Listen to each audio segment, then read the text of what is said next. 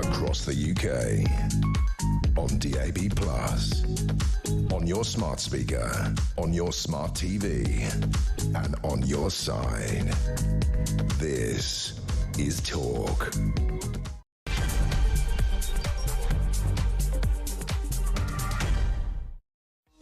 Well, good morning to you. I bet there's some happy listeners out there this morning. I know how many reform backers we have as members of our audience. And wow, what a night it has been for that party. And what a day is still yet to unfold as results keep pouring in from the local elections up and down the country. Astonishing figures when you look at some of the wins and the gains by Reform.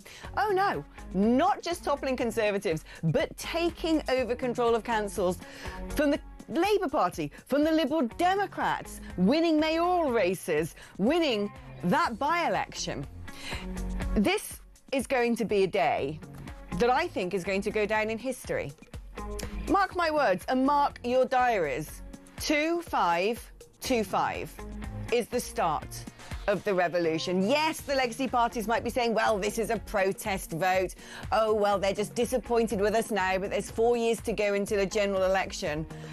I'm not sure that that's going to work out for them. I really don't think so, because when you look at some of these majorities that Reform have been getting in local elections where normally turnout's pretty low, that really it's the legacy parties who often benefit from local elections, dedicated voters, branch members who will go out and vote come rain or shine.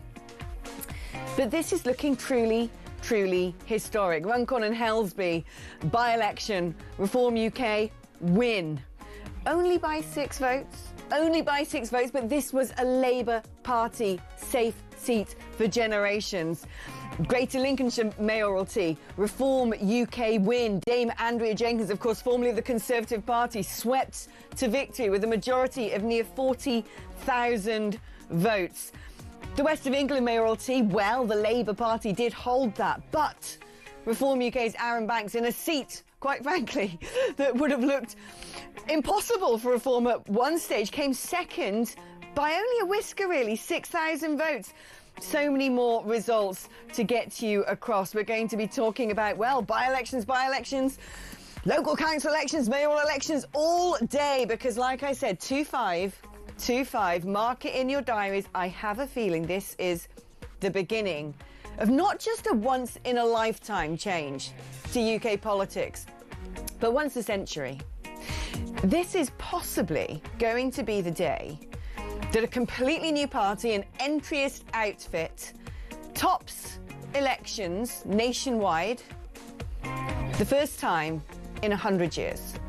It's big. I'm telling you, it is big.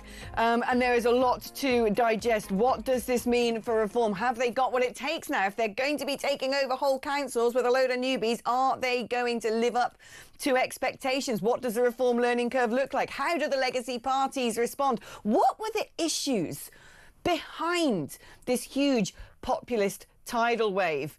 Are they going to be addressed in the next 4 years, or is this just going to be carried as baggage into a general election? Well, someone who might have the answer to some of those questions is Lord Robert Hayward, Conservative peer and, of course, a pollster. Lord Hayward, thank you so much for coming on the programme. I mean, wow. I mean, is this what you would have expected so far? Is it better than expected? Is it perhaps worse than expected? It's better for Reform, there's no question about it. It's worse for both the Conservative and Labour Party. We wait for further results to see how the Lib Dems and the Greens have done. We always knew that their sort of plate locations were going to come on the Friday. So it's too dangerous to make a judgment completely, but there is no doubt that it's really good for Reform and a real problem for both the Conservatives and Labour Party. Do you think that the legacy parties have massively underestimated Reform? Do you think that they anticipated this happening? I think they knew they were going to take a bit of a beating. I think they thought, especially the Conservatives, they were going to be losing seats to Reform. But do you think they anticipated it would happen so far on this scale?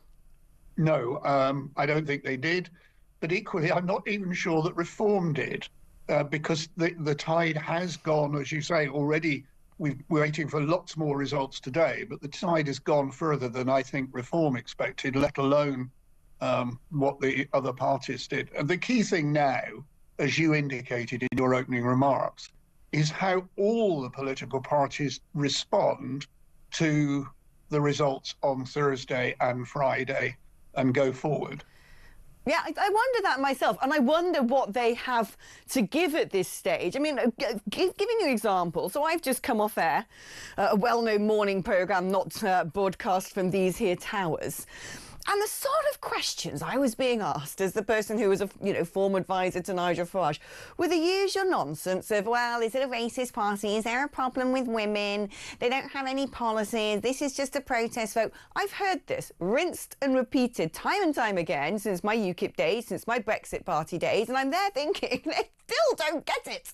They still don't get it.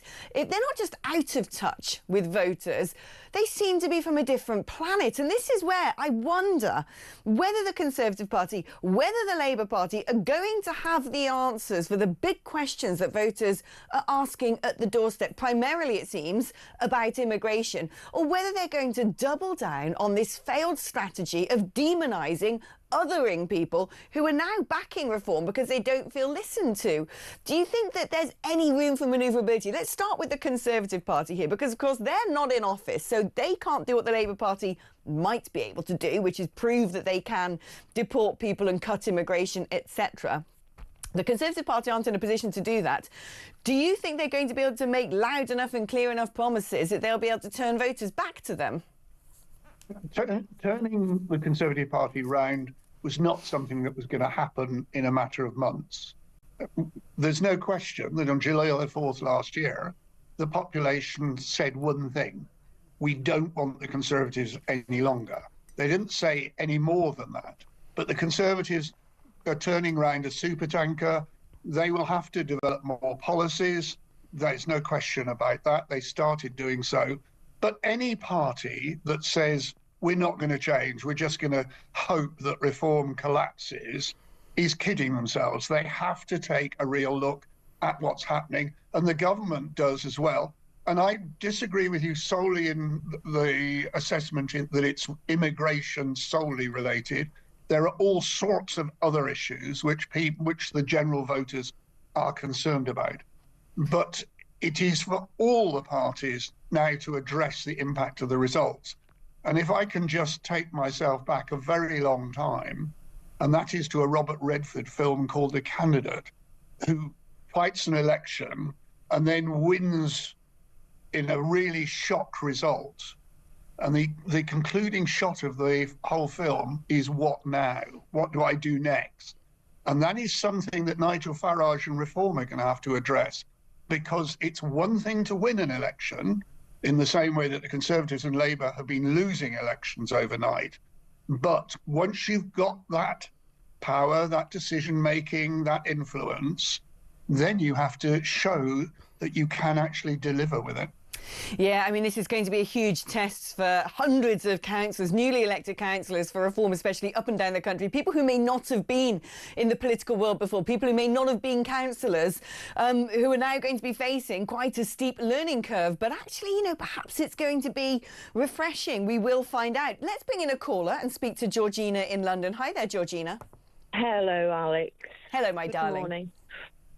Well, we were there yesterday in Runcorn. The excitement of the people who came to see Nigel and the party, the excitement that, they were going to vote, and they knew what they were voting for.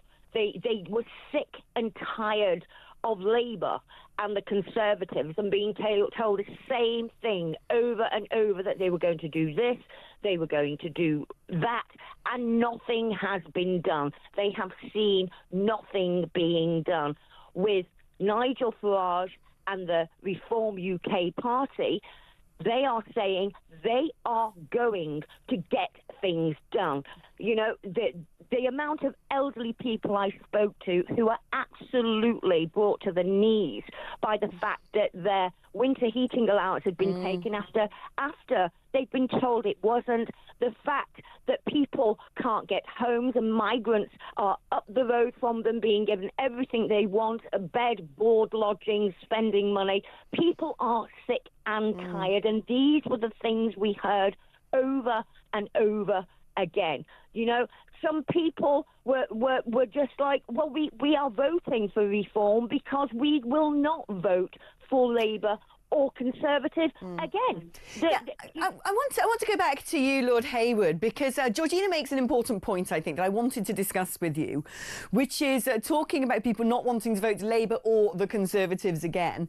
And so far, the media has focused entirely on the Conservative Party, how this affects them, will there be a deal at the next election, and ignored the fact, actually, that reform poses a very real threat to the Labour Party, especially in those red wall seats, the seats that would have voted Brexit back in 2016. Now, I know from my times at UKIP that UKIP took a third of their votes from the Tories, a third from the Labour Party, and a third who hadn't voted before. Do you think the Labour Party have now got the message that they better watch their backs?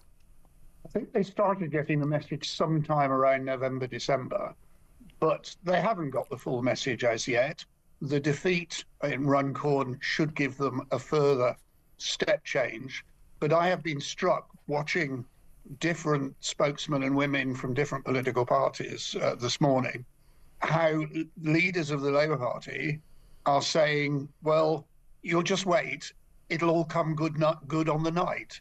Well, clearly the voters don't believe that, and therefore Labour are going to have to get the message, and they face a real problem, because the probability is that although they're losing to reform in some parts of the country, I have a feeling that come the results this afternoon, that Labour will also be losing to the Lib Dems and to the Greens. So Rachel Reeves will be being pulled in all sorts of different directions when it comes to the MPs coming back and sitting on the government benches and having Labour Party meetings, because people will describe why they've suffered a defeat from very different angles, and the pressures within the Labour Party, they're not going to fall apart as a government, but the pressures within the party will be substantial. Do you think, actually, one thing that has been helping Reform UK, because one thing I've noticed is more often than not, if the BBC wants someone to give a point of view from that sort of angle, they come to me because they know I was a Brexit Party MEP and at one point I was advisor to Reform. And I noticed when I turn on the television, I was invited on to Good Morning Britain today, where they have their normal weekly panel of a former Conservative advisor, a former Labour minister. And more often than not, Reform still isn't invited on to the shows. It's still not being spoken about and cross-examined on the news. And it strikes me actually that this is quite helpful for the party, rather than it be negative. It reminds me rather of everyone adored Theresa May until she actually went out as a candidate and had to answer questions, and perhaps Reform have been given a bit of an easy ride. Yes, I think political parties in the whole of Western democracies are only slowly learning how to deal with what is essentially a populist party. It's come to Britain slower than it has in other parts of Western Europe, but it's now clearly arrived as of today. But one of the reasons that Donald Trump won so clearly in the United States last year was because the Democrats didn't know how to react to the Republican Party in its current form. And that's a real problem, not just for the broadcasters, but for the political opposition.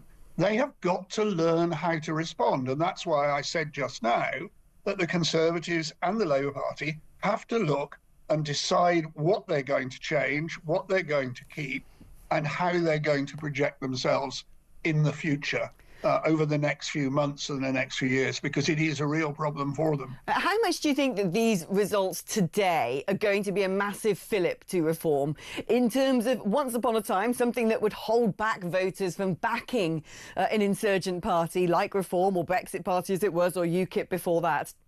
is this idea that a vote for them would be a wasted vote, that they can't actually win. So when they get to the ballot box, they think, well, you know, I would have voted for the Nigel Farage party, but actually, what's the point? Because I'm not going to get it. I may as well back Labour. I may as well back the Conservatives. But actually, if there's one big take-home narrative from today, it's reform cannot just win, but can come top. Do you think that's now going to be reflected in a boost in polling overall? I'm not absolutely sure that there was that much of a barrier for reform, because Nigel Farage has that style of conveying the message all before him. The real risk for reform at this point is, after they've celebrated what are very substantial victories across the whole country in one level or another, is that they do have to face the issue of administration. And that is a very, very different issue from winning an election. And that's where I would disagree with, I think it was Georgina, your caller, when she said people knew what reform wanted to do. They don't know what reform intends to do with the education in Lincolnshire or Staffordshire or Nottinghamshire. They don't know what is going to be done in relation to the health service and the social care issues and all these sorts of things. And this is where suddenly, and as you said, very, very quickly, reform up and down the country as either sole administrators in a council or shared administrators are going to have to address the issues of day-to-day running local authorities. And that's one really big challenge. Well, Georgina's still on the line, thankfully, because I was going to ask her exactly that question myself. Georgina, listening to what Lord Hayward says, there is truth in this. Like I said earlier on in the show, there will be hundreds of people elected as councillors for the very first time, without doubt the first time reform of controlled councils. Does that worry you?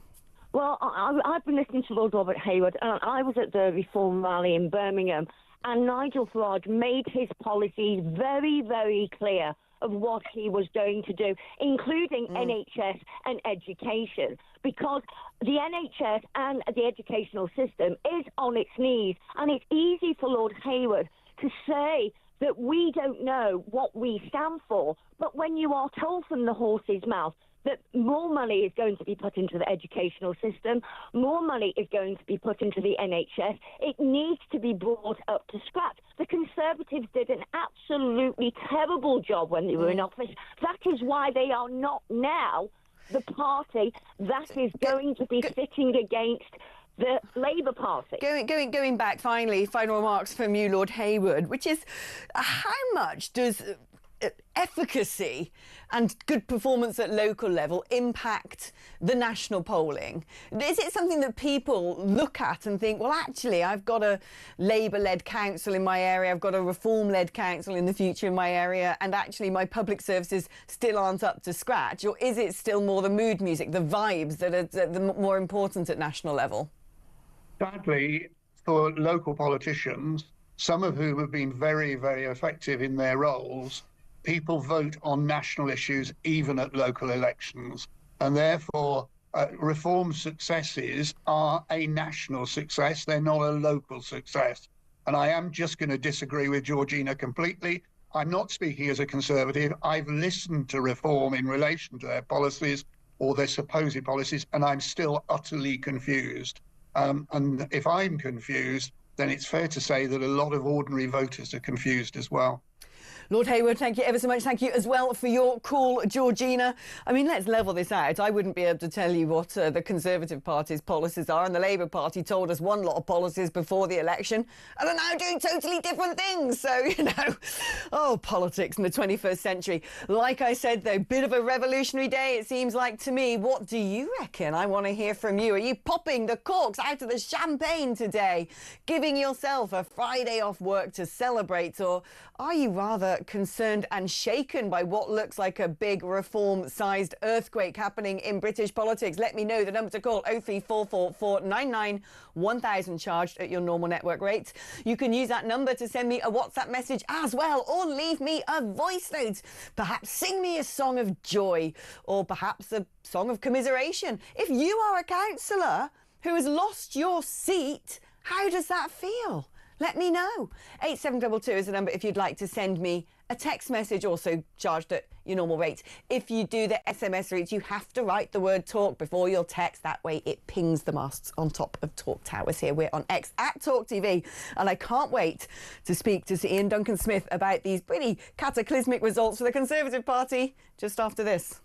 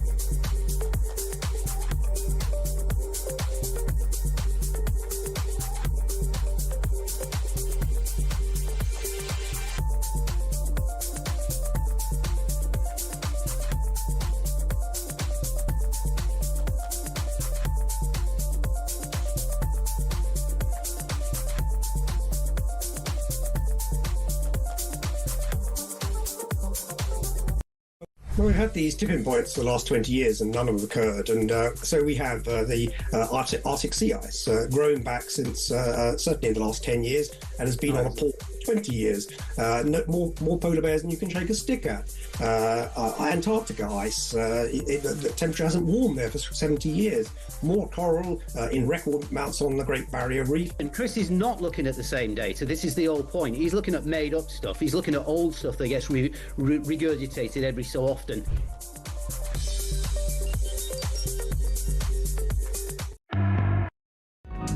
Across the UK, on DAB+, on your smart speaker, on your smart TV, and on your side. This is Talk. Welcome back to the show. Like I said earlier, 2525. Perhaps a date that marks the beginning of a revolution. Incredible results up and down the country for Reform UK. The Labour Party, I think, should probably be in a cold sweat at this point, seeing the huge impact that they're having on former red seats. But perhaps the party that should be most concerned about these results is the Conservative Party, hemorrhaging councillors up and down the country, losing control of councils to the turquoise wave. Let's speak now to Sir Ian Duncan-Smith, former Conservative Party leader, of course. Sir Ian, thank you so much for coming on the programme. What's your initial reaction to this? Is it OK, keep calm, carry on, we can get this back? Or is this, blimey, this is worse than I expected? First of all, it's not worse than I expected. I expected this to be a very bad night because for two reasons. First of all, just looking at the figures, as John Curtis on the BBC has said endlessly, he said these were unprecedented victories back in 2020 when we just won the election. 2019, Labour was in free fall and we won council seats in many places that we had never held them before. So we were always going to do badly tonight. The question really, though, was who was going to be which was going to be the party that was going to mop up some of this. I feel sorry for many of our councillors who fought hard, but, national events seem to have been against them. But the thing that really also got me, is not an excuse, but Labour has failed to really take advantage of that. You'd normally expect Labour to be mopping up here, and it's Reform. And the key to reform represents, I think, at the moment, and is using this as the frustrations of the public, who feel as though the last 10 years or so have been damaging for them. And we were empowered in that. COVID, the invasion of Ukraine, these things didn't help. They banged the economy badly, and our behaviour in office while we were there was, infuriated me really. The constant case of removing one prime minister to find another, and the public don't like that sort of thing. They like constancy. They like a certain amount of strategic sense. And most of all, I said this earlier on, the problem for us is that we have to now recapture the idea that we are a competent government in waiting, not just a protest party. And that is the key. Who gets to hold that mantle in the next 3 to 4 years? It is our challenge for us to repeat that process. But the key thing is to remember that we were elected by the public, who want us to do certain things. They want us to be there on the high streets with them, to recognise that shoplifting isn't a casual offence. It's a really nasty piece of work, damages their lives. They want to know why the police are busy running after people who say things occasionally on Twitter rather than chasing criminals who constantly wreck people's lives. They want to know, why weren't we stopping the boats? Why did we not carry on through? Why didn't we manage to get the illegal migrants off immediately rather than having them delayed here, and all the back problems that existed with the legal challenges that took place? And they want to know exactly what we are planning. And when you deal with the present government, there's a huge fury growing about the cost of energy in the UK, which is spiralling through the roof, and yet we're bound on this religious zeal of a sort of a concept to get net zero done, even though we have very little effect now on the global emissions. Why aren't we putting the British public first on that? And we should have done that as well, much more strictly, rather than even beginning to pursue this net zero nonsense that we were after. But this is the problem, really, isn't it, the Conservatives face? Because Reform UK have been sort of banging on about net zero and doing something about immigration for a long time. I mean, Nigel Farage, especially in all of his various guises over the years, one could argue that this has been sort of 25 years in the making to get him up to this point today. And people are very aware out there that the Conservative Party has been incredibly divided on these issues. It was the Conservative Party who celebrated the COP summit, who signed us up to various treaties on net zero, who presided over record levels of immigration into the country. And you have to wonder how many Conservative MPs that come from maybe your side of the party are looking at these results and are saying, we've just lost entire councils. Do you know what? The writing's on the wall. I'm going to move. I'm going to go to where the votes are. I'm going to go to the party that at least the public thinks are going to deliver on the things that my party's failed to deliver. Do you think there'll be people, going to knock on Nigel's door in Parliament and saying, listen, I don't think I'm really at home in the Conservative Party anymore? Well, the challenge is really then for the Conservative leadership, Kemi, who I believe is wholly capable of doing this, to make the case for the sort of conservatism that made me join the Conservative Party, the sort of conservatism that Margaret Thatcher represented in many senses. That sense that the British public are the reason why we're here, and the British public's concerns, their patriotism, their sense of their country are what we should be sharing. And the trouble sometimes when you get into government for a long period of time, you start to think about you knowing more than the British public. That is the biggest mistake you ever make. So the challenge, and this is the point that I was making, Reform has done well. There's no point in beating around the bush. By the way, if I was a Labour politician, I'd be very worried as well. If you lose a seat as strongly as they held that last one, then that is a serious, serious blow above all the council results. The key thing is, what do we do about it? And the challenge is for us. I was asked a question on another interview a minute ago, and they said, do you think that Nigel Farage could be Prime Minister? And my answer to that is very simple. That answer is down to us. It's not actually down to him. It's down to what the Conservative Party now does in reaction to these results. Whether we're able to get across the idea that we are genuinely that party that is always meant to represent the British public, their base interests, their understandings, their patriotism, their sense of country, or are we going to fail that and squabble amongst ourselves? And the key question is, we brought this on ourselves. We now have to challenge reform on all of these areas, which is our point. Kemi's beginning to do that now. I think she can do it properly. And we are a governing party, not a protest party, but we need to pick up these issues. There might be people listening to this, Ian, including me, and may I just say, who sort of thinks, to me it sounds a bit like, and I've said this to you before, I think you're brilliant. I think you're the best leader the Conservative Party's had in a very long time. Your politics is absolutely on point. And someone like me is thinking, well, it's a bit like saying, the house next door is my dream house. It's furnished exactly as I want it to be. I can go and be in that house if I want to. But actually, I'm going to try and give my house yet another makeover to be identical to it. And one could argue that Reform UK needs people with your sort of calibre and your sort of experience. So why wouldn't you put ideology and belief and conviction above party and say, do you know what? Yes, I've been a devoted Conservative my whole life. They've failed to deliver. Actually, I should go and contribute to the movement, which is the democratic movement where the people are at right now, which is what the people are calling out for and backing. The people, I think, aren't calling for a party. They're calling for issues, key things that really worry them. You talked about the house next door. The reality is, if you want the house next door, but the reality is, are you able to occupy it? The key thing is, you need to make sure you know what it is that you want.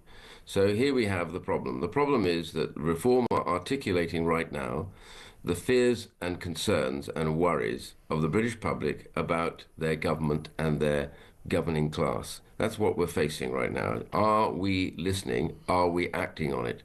And the truth is, if you were in France today, or in Germany, or in Italy particularly, where some of my family live, you'll be hearing exactly this same argument. You've got parties in those countries saying ruling governments have failed to deliver on migration. Migration is a huge issue across Europe. Italy gets more migrants on a daily basis than we do, and they really struggle. And they're clashing with the courts. They're all beginning to talk about the same thing, which is we have to find a way to get illegal migrants off our countries without ending up in front of the Court of Human Rights.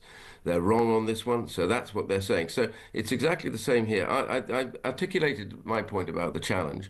The challenge to the Conservative Party after those years in government, particularly the last years where we got hit by COVID and by the war in Ukraine and the cost of living, all that stuff really damaged us internally. What we have to do is decide, are we prepared to take this challenge on and be the party that the public has been in the past capable of voting for and supporting, because we are about them, not about ourselves. We look too much like we cared about the jobs we had and the things that we had around us, the accoutrements, the titles, the nonsense that goes with politics, instead of which we should be talking about what are the things that really worry you. Why are you worried about going on your high street?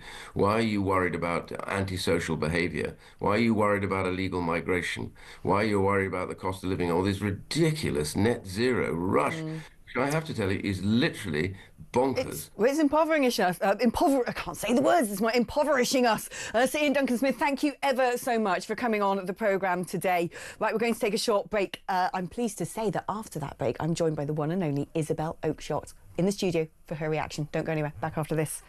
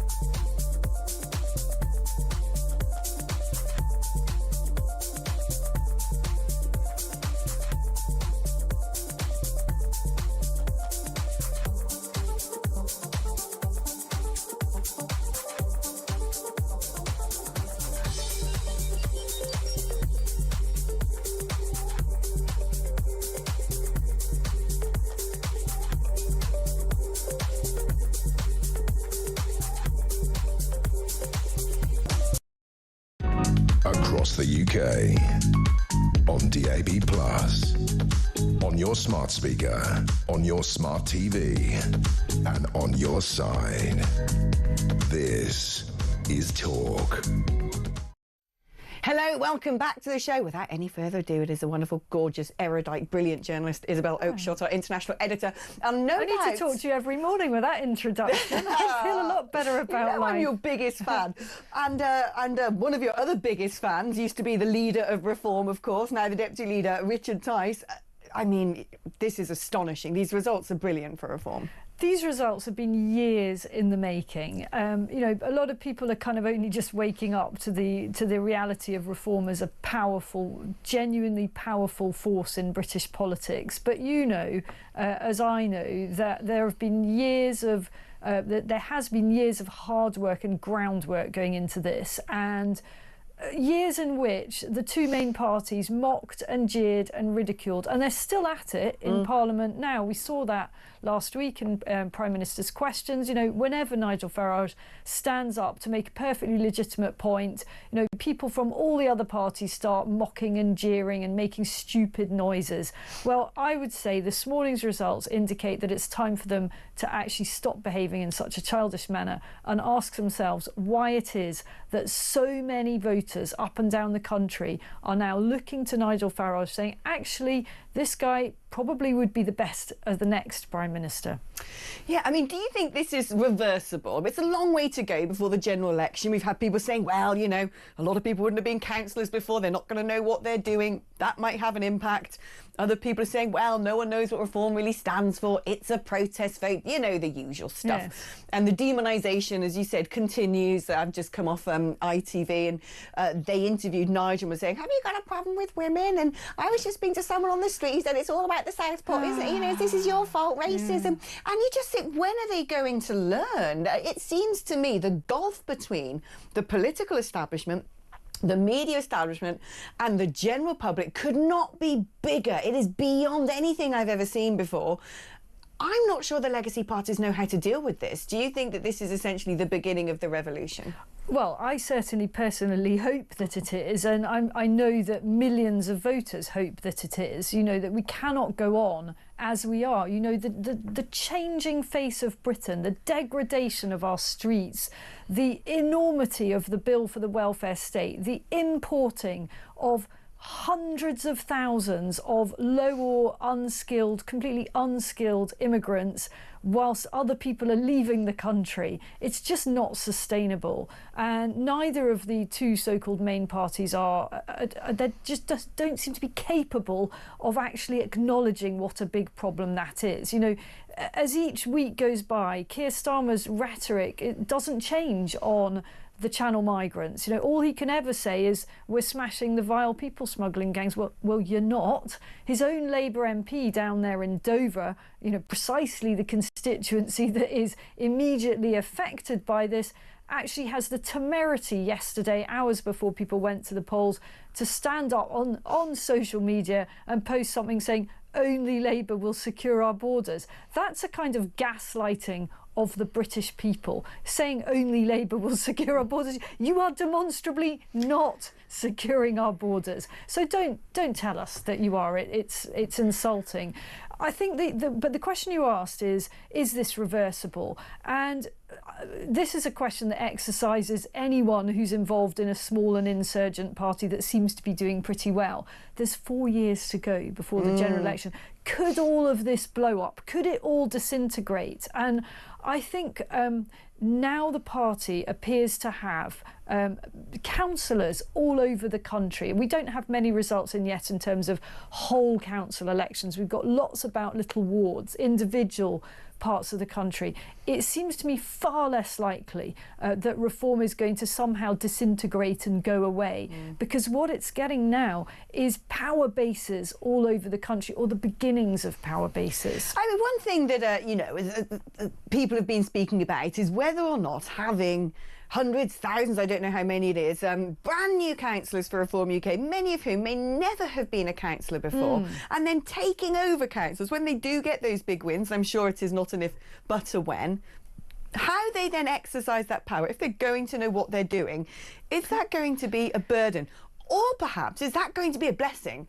Because perhaps what we've seen for so long is people who've been caught up in the game of politics without fresh eyes, without fresh inspiration, comfortable in just doing what they've always done, so not bringing the radical change that perhaps the country needs. Well, I think you ask a really good question here, and this is a big test now for Reform. You know, this is the moment in which, if Reform takes control of a number of councils, they're going to have to demonstrate that they are able to do all the things that they've been telling people they're able to do. Right, and without any practice in the job for the most part. Well, you could say the same about the 5, well, they're now 4, unfortunately, but back up to 5. Yeah. Reform MPs, Lee Anderson had been an MP, but the party leader, the deputy leader, and James McCormick had never been MPs, so in the Houses of Parliament, many experienced politicians in other ways. So sometimes coming in with a fresh eye is actually an advantage. But I don't think there's any pretending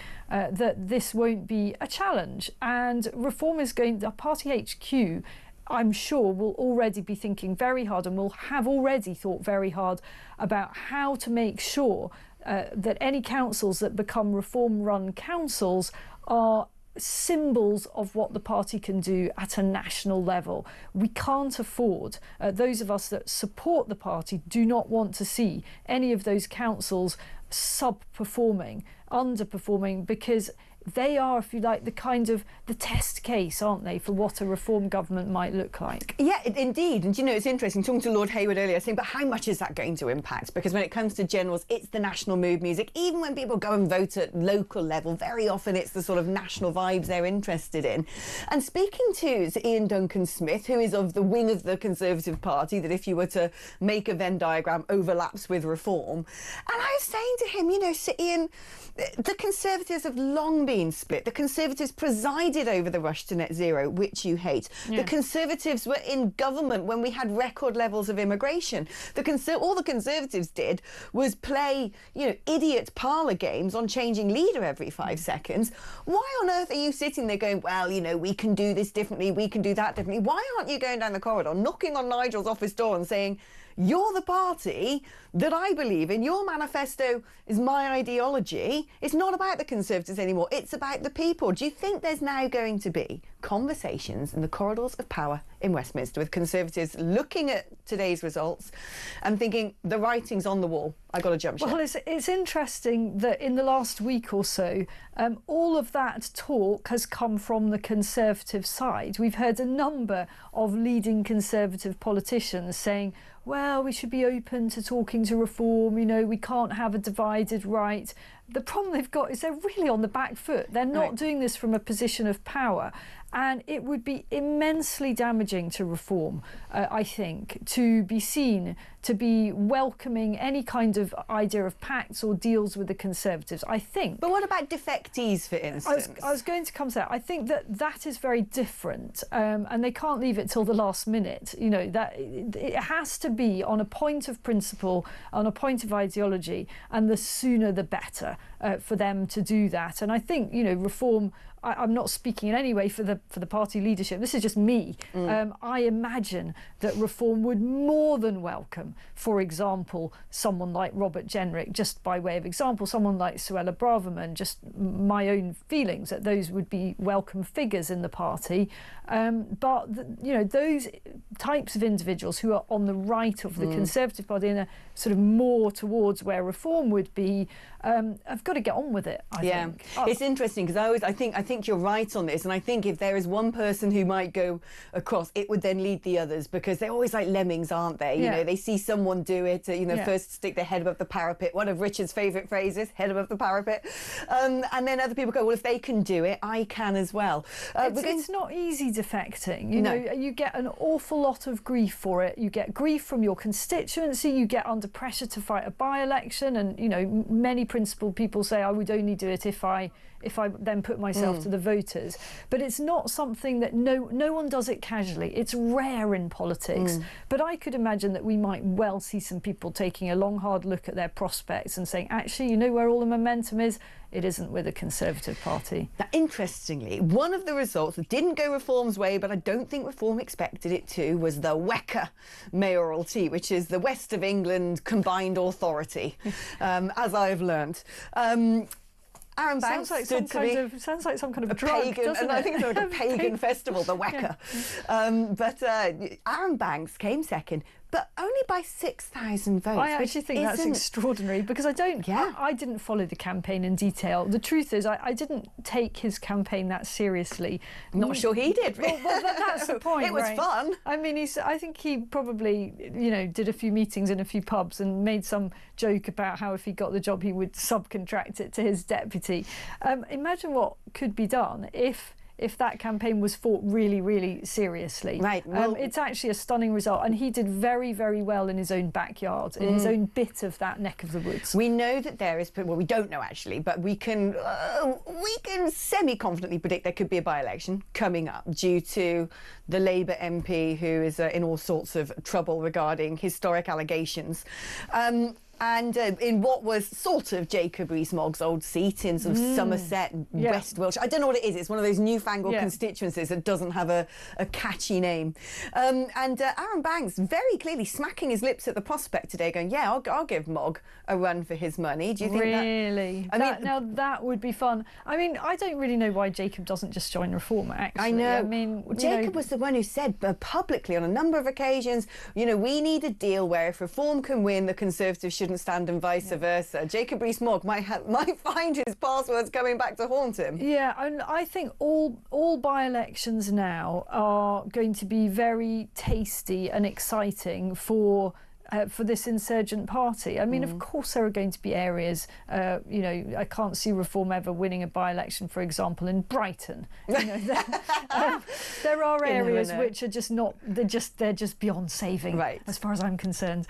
Wall them off and let them be. But look at these Labour heartlands. Right. All bets are off, I think, in those areas. And as any additional MP for Reform in Parliament is a disproportionate asset, because they are a small group, and I am particularly pleased that they now have two really key women in prominent roles in the party, because I think it has looked a bit male. I think we have to be honest about that. They had 5 and now then 4 male MPs, none of them particularly spring chickens. And to have 2 women, I think, is wonderful. I agree entirely. Isabel, thank you. We're going to take a short break now. Don't go anywhere. More coming up after this.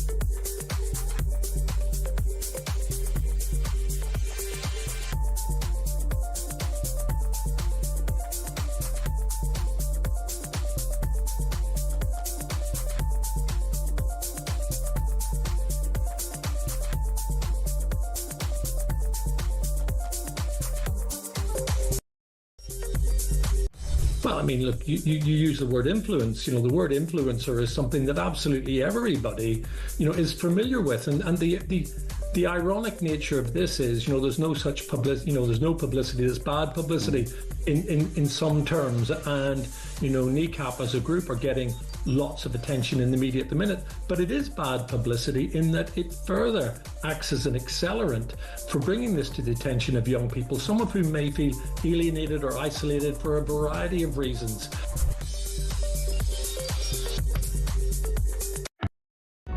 Across the Across the UK. On DAB+. On your smart speaker. On your smart TV. And on your side. This is Talk.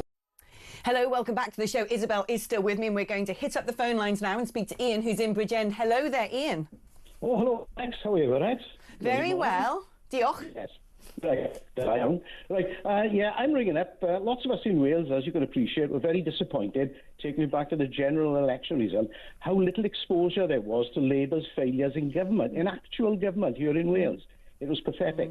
But regardless of that, now, we're all looking forward to next year's Senate elections, and hopefully the media will be concentrating a little more on what happens in Wales. But do you know what? That is so interesting you say that, Ian, because the one thing I just said to Isabel, I said, hey, we've got a caller from Wales. This is a brilliant opportunity to talk about the Welsh Assembly elections next year, where I think, I don't know about you, Isabel, but I think there's a real potential for reform to actually run Wales. Run Wales, get the majority in the Senate. So I can tell, Ian, that there's been, there's a huge amount of thought going into this behind the scenes on that Welsh campaign, and it may be a year out, but certainly the party is very, very excited by what could be achieved there, very conscious of what has gone wrong there. I mean, you know, on so many levels, Labour has utterly let the people of Wales down, and there is a massive political opportunity for reform in that part of the UK. Who could be the Reform Welsh First Minister? Would it be someone like Mark Reckless? I don't know. Maybe it'll be you. Maybe it'll be me. Yeah, well, I'm a Phillips, which is almost Welsh links that you can drum up? Basically, I'm from the hinterland. You know, the sort of west of Gloucestershire, Wales. It's all one and the same, really. I can see you absolutely bossing that. Did my journalism degree in Wales. Worked for BBC Wales, ITV Wales. That is ran the UKIP Welsh Assembly campaign. That is more than enough credentials. First Minister of Wales. No, but they'll all go after me. She's not Welsh. I know what, Ian. They will, won't they? Look, when I worked at BBC Wales. They weren't a big fan of the English, to be honest. I don't think the Welsh want an English First Minister, do they? Well, I don't know, because there's a vast difference between the attitudes in North Wales to the attitudes here in South Wales. Certainly, we're much closer to the southwest of England here. That's a big problem with the Assembly. They dare not look across the Bristol Channel to try and incorporate some of the sort of English ideas, but my hope would be that somebody like Caroline Jones here in Bridgend, she's got a long track record. I know Caroline, yeah. She'd be chosen, and she'd make a brilliant leader. There you are, Caroline Jones. Ian, thank you ever so much. I love hearing sort of that Bridgend accent, that part of Wales in particular, all around sort of Swansea. The accent there is just heavenly. It's not a part of the world I know at all, but I've often looked at the kind of indices on wealth, which there isn't a lot of, on health problems. Bridgend got a terrible reputation, didn't it, some years ago for being one of the highest spots for suicides in the UK. But young girls especially. It is a very, very deprived area, and Labour has just let people down there. It's Red Wall, but just in Wales instead. Ian, thank you ever so much. Diolch yn fawr. Let's speak to Kevin, who is in North Yorkshire. Hi there, Kevin. Hi there, how are you doing? I'm very well. How are you this morning? Very, very well, thank you. The sun's shining here, so it's all looking good, and with the results on top of that, it's even better. But I've just got to say that I don't often disagree with Isabel. I can't think of much I disagree with Isabel. Oh, don't you dare! Oh, no, I'm intrigued now. No, she's got thick skin. This idea of Tories converting over to reform, I really, really disagree with you. I think there's too much history of, they call themselves a broad church, and they've shown that over the last 15, 20 years, and the divisions within it, and you will import that. I mean, look at the Andrew Lowe issue. Rupert Lowe, I do apologise. You've only got to look at that issue and the problems it would bring. They are so divided.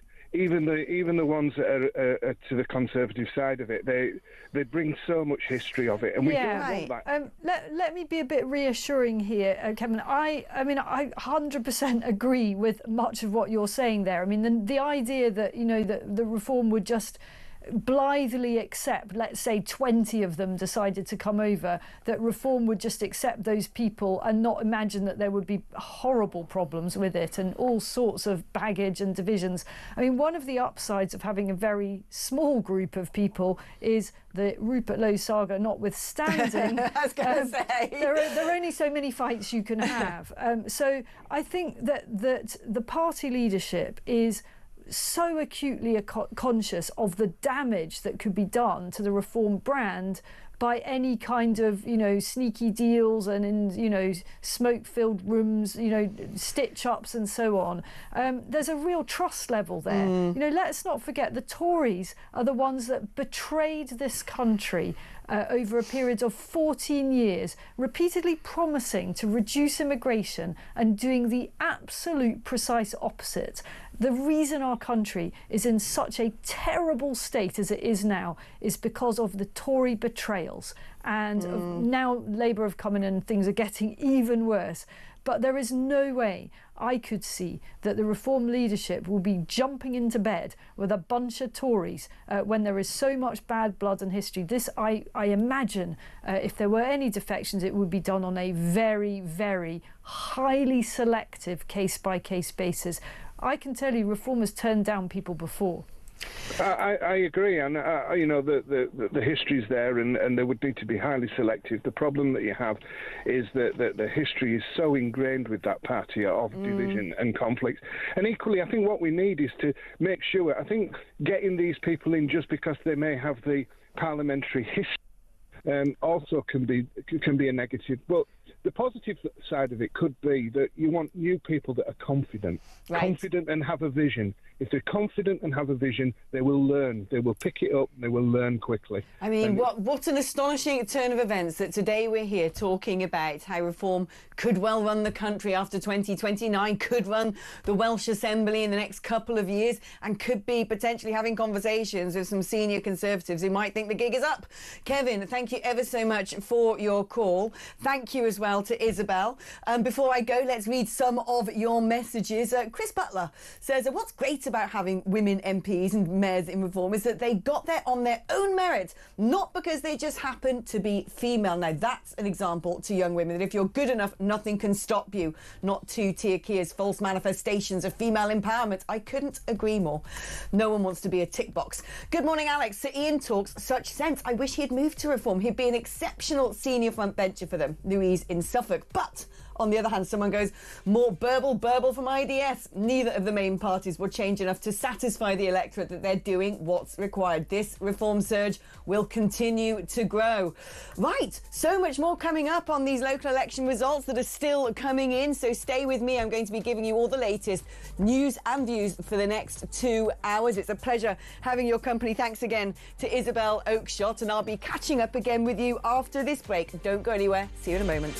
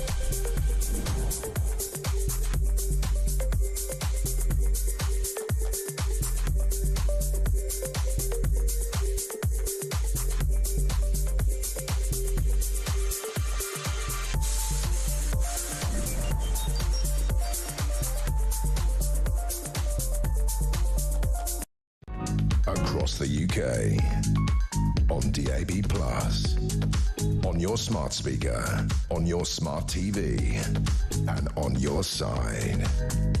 This is Talk.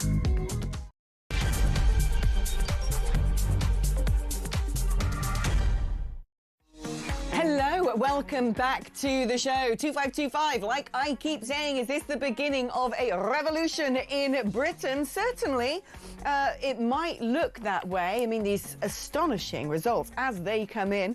The big one, of course, the headline act, some might say, the Runcorn and Hellsby by-election. A dramatic recount there, a long-held Labour seat, but now bringing reforms. Well, is it fifth or sixth? I don't know what you call it when you lose one and you gain one. MP to Parliament. And Sarah Poaching got in by just 6 votes. Doesn't matter the margin. The seat has turned. Greater Lincolnshire now has a new mayor, the Tory defector Andrea Jenkins. And not only did she sweep to victory, she got a majority of nearly 40,000 votes. Doncaster has been a Labour hold, but only just. Labour's Ros Jones barely clung on to the mayoralty there with 23,805 votes. Reform UK's Alexander Jones, 23,107. Even where the Labour Party have managed to keep their seats, it's been by a whisker. The West of England mayoralty, another Labour hold, but Aaron Banks for Reform UK in second by only 6,000 votes. It's not very much for a constituency of that size. Let's talk about all of this, and I'm going to keep you updated as we go along with the latest number of councillors. I can tell you right now, Reform UK, 80 councillors. That's up 80. The Conservatives have lost 62. That gives them only 23. Labour Party down 14. This doesn't just look like Reform are doing well and winning some seats. It looks like an absolute bludgeoning. Let's speak to former Conservative government advisor, Mr. James Price. Good morning to you, my baba. How are you? Are you sad or are you excited? Well, as any observer of this, it's always exciting. This is our version, I suppose, of transfer deadline day for people that like watching football. It's always exciting when you see these sorts of things. I've got to spare a thought for any councillor, even Socialist Labour ones, who lose their seats, because these are people who spend a lot of their time doing the kind of drudgery that keeps the country going. When there are small local issues, these are people who it's not their full-time job often, most of the time, in fact. They do other things as well, and they get paid a pittance to do these important things. And of course, whilst it's a privilege to serve, and you losing is part and parcel of it, it is always sad to see some people do it. But that means exciting new blood coming into the system as well. And I think it will be a big test of Reform's growing maturity to see how it handles suddenly having loads more elected politicians right across the country, and how well it manages to deal with that and keep people disciplined and in line, because it's not easy governing. What is it, the Hamilton musical once said, winning is easy, governing's harder? I wouldn't know, never been to see it, but perhaps I will now.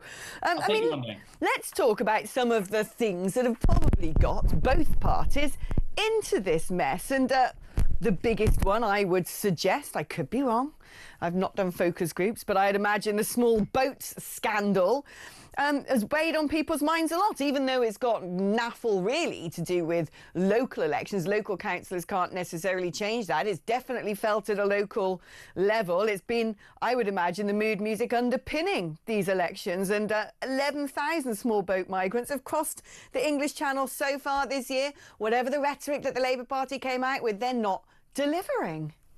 No, absolutely not. It's absolutely extraordinary. You had Starmer coming in with his wonderfully inspiring rhetoric, and we're going to smash the gangs, and all they're going to do is smash records, haven't they? They've stopped the Rwanda third-party detention move, which, the United States is doing now with El Salvador. Other European countries are looking at it. The new government in Germany said that they'll look to do that as well. And Labour, just because the Tories did it, scrapped it. And without that disincentive, we've seen record high numbers of people. Let's just remind people what this is. These people are unlikely all to be the next William Shakespeare or Alfred Lord Tennyson or whoever you want to name, right? If they are wonderful, we've still got to find a way to house them, still got to find a way to teach them all of our ways. But the likelihood is these are overwhelmingly young fighting age men. There's already a demographic problem in there. They're almost always going to be people of a very alien culture to us who are going to, at the very least, have to enlighten about how in the United Kingdom we treat, say, women or gay people or children, because we've seen these recent arrivals hanging around outside primary schools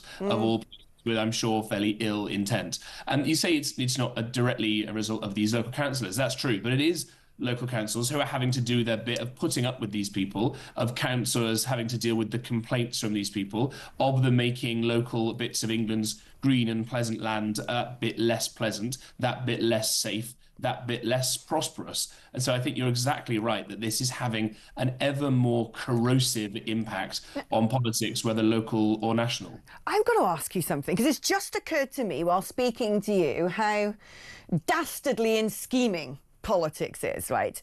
I don't understand the mechanism by which people land in Dover and then get distributed around the country. I don't know whether a local authority, if they're told by whomever, the Home Office, right, you've got to house 900 randos who came on a boat, this year, whether they can say, we're not going to do that, shove off, or if they have to take them and do something with them.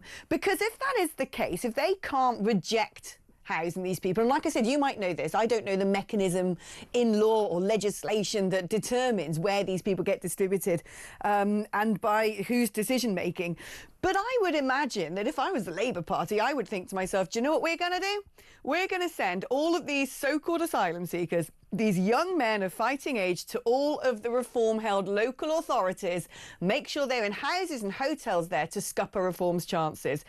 What could reform at local level, if they take control of councils, actually do to reverse the situation of migrant hotels? Now migrants in rental accommodation, while ordinary Brits have to wait 5.5 years on average for social housing. Is there anything that they can do to stop this at local level? It's a really, really, really good and important question. And firstly, before going into that, broadly, councils are really underpowered in terms of the powers that they have. They're kind of unevenly, I should say, distributed around the country in terms of powers. So you talk about Andrea Jenkins, just elected as this first mayor for Greater Lincolnshire, will have a different set of powers than Sadiq Khan does, or that Andy Burnham has in Manchester, or that the guys down in Bristol or whatever will have. So that hasn't been evenly spread out. But by and large, the United Kingdom is probably the most centralised major developed economy in the world when it comes to power. It's the least devolved. And so almost everything is decided from the centre of Whitehall. The biggest, most farcical one I remember under Rishi Sunak was there was a pot of money that was being distributed out from a central Whitehall department to local councils to apply for putting up chess boards in local parks. And you had to go through some crazy rigmarole just to get a tiny pot of money to put chess boards up and all these things. And something like 80% of all council spending is statutorily required by Whitehall on only sort of 3 topic areas. One is looking after these sorts of migrants. One is children with special educational needs and disabilities. They're very important, but they've got no control and discretion on this. So we've started to see ballooning costs where something like 650 quid a day per child to drive them to school in taxis, completely ludicrous sums where local councils by law are not allowed to try and make efficiencies or get a grip on this kind of spending, which is often why some of them are going bust. And so, no, they don't have huge amounts of discretion to deal with these things. And I think the last thing is, Alex, you're completely right. If I were a cynical socialist Labour person in government, I would be thinking very carefully about where exactly I'm moving all these people to. Just as Labour back under Tony Blair said, we want to rub the right's noses in multiculturalism, and rejected the offer from the EU to have a kind of break on new people arriving when the EU was enlarged 20 years ago. They said, no, just in you come. And there was great, huge population demographic changes that have caused all kinds of issues, as we know. They'll be doing the same again now. And unfortunately, the large Boris wave, as it's known, of legal immigrants have been doing that just as much as the boat people coming over as well. It's a very, very toxic mix. And what it means is that resentment and anger and frustration is boiling up right across the country. And I think that's reflecting in the results that we've seen today. So trouble potentially on the horizon when it comes to if we get reform-controlled councils, them being able to say we're going to shut that migrant hotel, we're not going to allow migrants to come and live in your neighbourhoods. If they're not able to stop it, they may well be held accountable. But what about when it comes to net zero? I mean, the Labour Party pushing ahead with the madness. Carry on is my feeling. You're just going to hand more and more power to reform. But is that something that they can also challenge at local level? Could a reform-led council turn around and say, we're not going to follow net zero targets, we're going to scrap the lot of it? Or is that something else where, you know, all these COPs have happened and things have been put into treaty that they also don't have any power over? Yeah, not really, I'm afraid. I'll try and think for next time we talk of a few specific mechanisms that the clever councillors might be able to deploy. But again, by and large, all this power is hoarded in the centre by Whitehall, and Ed Miliband will know best. It's a sort of sad mockery and inversion of obviously what happens at an international level, whereby the United Kingdom is responsible for, 1% of global emissions. And China and India are boasting about opening new coal-powered centres rather than trying to deal with net zero themselves at all. There's not huge amounts of power that councillors can have on these things. Go and look over at the United States, where when the Biden administration comes in, you see all kinds of fighting between Republican states like Texas, who wanted to keep doing things. Texas wanted to keep its southern border strong. It wanted to keep doing lots of fracking and new oil wells. Now the Trump administration has come in. Some of the blue states are trying to fight against it. And at least in there, you get what someone once called the laboratories of democracy in the states. And if it works really well in Tennessee, maybe it could work really well in New Hampshire. We don't have that properly in the UK. All we have is in Scotland, they try and do the most mad thing, most self-damaging thing possible, just to sort of spite England for no discernible reason whatsoever. So I'd love to see a lot more devolution of power, but that's only going to come when the MPs in Westminster are willing to give up some of that power and devolve it meaningfully. I just wonder if, you know, reform-led council was told, right, there's a coachload of migrants coming your way, find houses for them. If they just turned around and went, nope, and dug their heels and said, absolutely not, we're going to block it, what would then happen? I suspect it would be litigated in the courts. I suspect there would be that the council or councillors in particular would end up being sued by central government departments, and they would be sort of foisted on them. It's not like what we saw again in the United States, where because the lefties in the Northeast were ignoring what was going on, the mayor of Texas sent literally buses loads of people who just illegally crossed over the southern border and plonked them all in New York City and plonked them all in fancy Martha's Vineyard. Now, again, I can see, as you just said, Labour trying to do that just to sort of diminish and ruin very nice parts of England. Because in a few years' time, maybe not the boat people necessarily straight away, but the legal migration, in a few years' time, these people are going to start to have their indefinite leave to remain, and then they'll be on a pathway to citizenship as well. And I suspect the left thinks that you get these millions of migrants. Who are they going to be grateful for? Probably the lefties who want to give them all of their benefits and everything. And that will just create millions new voters for socialist parties. And that's why I think the next general election, when it comes, Reform and the Conservatives need to get their act together to knock the socialists out, because otherwise it could get pretty existential for the future of Britain.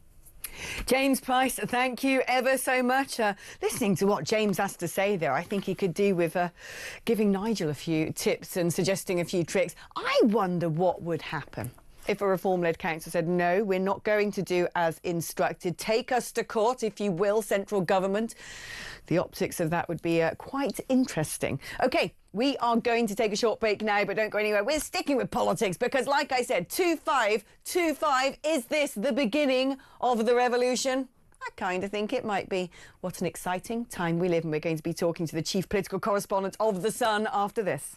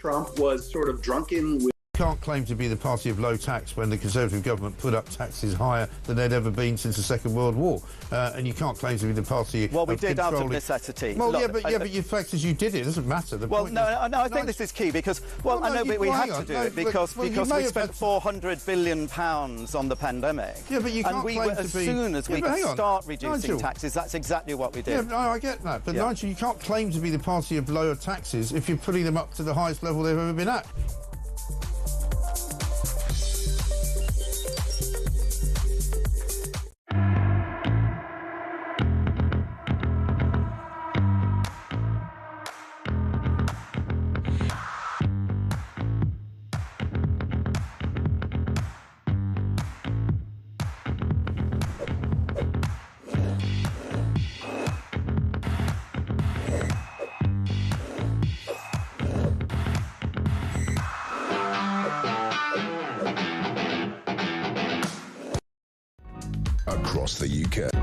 Across the UK, on DAB+, on your smart speaker, on your smart TV, and on your side. This. Hello, welcome back to the show. Now, I saw Andrew Jenkins' acceptance speech. Now she is the new Lincolnshire mayor. And she talked about there being a pretty horrible campaign against her, saying the dirtiest of politics, as often happens in the United States of America, has seemingly crossed the Atlantic, and talked about a campaign that was plagued by false allegations, smear campaigns. But then, when she's doing an interview with Sky, afterwards, something rather extraordinary happened. Let's have a look. I spoke to the Tory candidate. He left when you said migrants should be put in tents. That's good enough for France. That should be good enough for them too. Do you think that's a divisive way of conducting politics? I think it's what the majority and the silent majority think. That's what you think of migrants. That's where they should. And well, illegal migrants, people come here illegally. They should be put in tents like they do in France. And people are seeking asylum should also be put in tents. Well, I think genuine asylum seekers, you know, like Ukraine, etc., that's a different matter. And then you also accused one candidate of. She said you were parachuted in, yes, and you made a comment about her South African accent. What did you mean by that? Well, what I meant is, how can they say I've been parachuted in when I spent most of my life in Lincolnshire school? Why mention the accent? Sorry. Because the irony of saying someone's been parachuted in who's not even from the country. I mean, I went to school, college, university, so I think... So someone who's got an accent can't be from this county? I think, actually, I'm not even going to answer any more of your questions. I think that your questioning is quite divisive. You're looking into things when it was a little play with words, it was a little joke because of the irony. Do you not understand irony? The only reason I'm asking is because Reform get a reputation for these divisive politics. Questions. Thank you very much. Astonishing! They're still at it! The legacy media is still doing it. I sat there in the ITV studios this morning and listened to their reporter interviewing Nigel, basically going down the same lines of, you know, the sort of unspoken truth. This Reform's just a racist, homophobic, misogynistic entity, isn't it? The questions weren't quite that, but reflected those kinds of sentiments. And I sat there thinking, I'm the only blimmin' person in this entire building who gets it. And when you look outside of this building and the rest of the country, who are all apparently voting Reform, you suddenly realise the gulf between legacy media and the public, and legacy parties and the public, is so blimmin' big it makes the Grand Canyon look like a crack in the pavement. Let's speak to Jack Elsom, Chief Political Correspondent at The Sun. Jack, fantastic to have you on, because people say that the direction of travel The Sun goes in often reflects the mood of the nation. And I happen to have noticed in recent publications there being, let's say, a softening to Reform, an intrigue in Reform, a Nigel Farage double-page spread, a particular commentator talking quite positively about Reform. What is going on in other subsets of the media where they are still banging the drum for people who want to vote for anything led by Nigel Farage as being some sort of twisted, dark, xenophobic monstrosity? Well, morning, Alex, and you're absolutely right, is that I think that Nigel Farage is now the mainstream. The Overton window in politics has completely shifted. Even a few years ago, Nigel Farage was accused of leading a band of fruitcakes and loonies. That is not something you can level at him anymore. He has tapped into a sheer amount of anger and frustration in large parts of the country.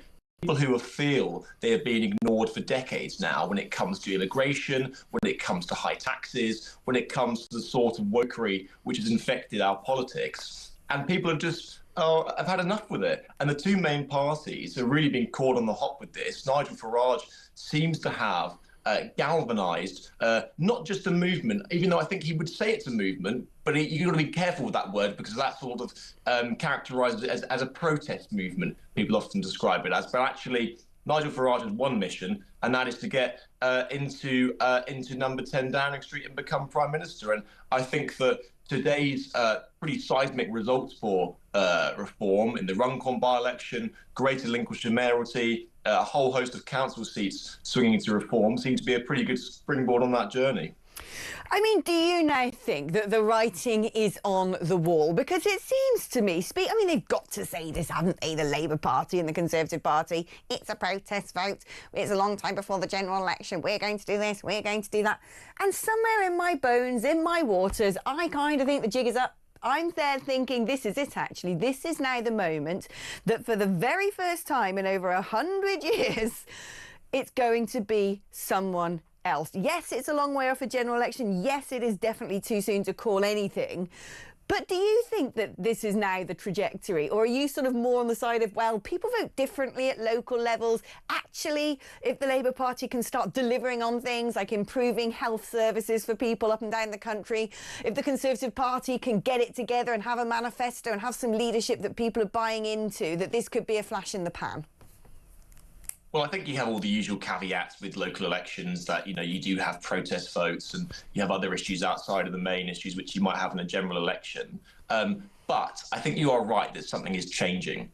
Nigel Farage beforehand in various vehicles which he's led, be it UKIP or the Brexit Party, has won millions of votes. But he's struggled to turn that into electoral success when it comes to actual constituencies. But I think that Reform is a different kettle of fish because they have spent a lot of time professionalising the party. They clearly now have a good ground campaign. They've always won the air war. They've always managed to get great traction in the media. But now I think they've got a really good army of people. They've got a good digital operation, which I think could carry them all the way to the top. Having said that, it's clearly 4 years till the next general election, potentially, and so a lot can happen in that time. Nigel Farage previously has had some high-profile fallings out with people, although I have to say, for all the talk about Rupert Lowe leaving the party, it hasn't really made the blindest bit of difference to Reform's electoral success in these local elections. And so I think that everything is to play for. And, you know, even if we are moving away from the two-party system, a lot of people say we are, and we're sort of having a more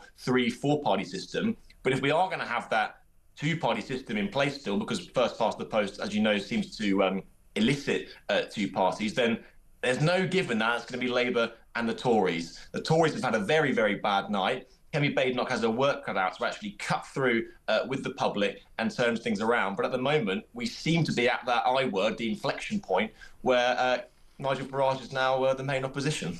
I think you're right on that. I mean, actually, rather than the opposition, looking at some of the numbers coming in, latest councillors, Reform 80, Conservatives 37, Labour 11, Independents 7, Lib Dems 5, Greens 2. I mean, that's astonishing. 80 for Reform. Next party down is Conservatives at 37. Rather than being the main opposition, it seems to me in councils up and down the country, Reform are the people who are going to be in power. Prime Minister Sir Keir Starmer has said that Labour's defeat in the Runcorn and Helsby by-election was disappointing, but the government is determined to go further and faster in delivering change. Now, people could level the accusation about Sir Keir Starmer. He didn't bother going to the constituency. They only lost by 6 votes. Perhaps if he had shown a bit more interest, that might not have happened. And the other problem is when he talks about going further and faster and delivering change, it isn't the stuff that people want him to change. It's things like net zero. It's things like actually now giving these so-called asylum seekers houses in various constituencies around the country. I mean, does he just not get it? You were thinking 10 Downing Street this morning, they're going to be having to do some serious soul searching. They clearly identify the problem. You know, they're not they're not dumb people in there. They are smart. They obviously won that big general election. They know the problems which they have to tackle. They know they have to solve migration, be it both illegal and legal. They know they have to fix the gaping problems in the NHS. They know that they can't hit people in the pocket when it comes to net zero.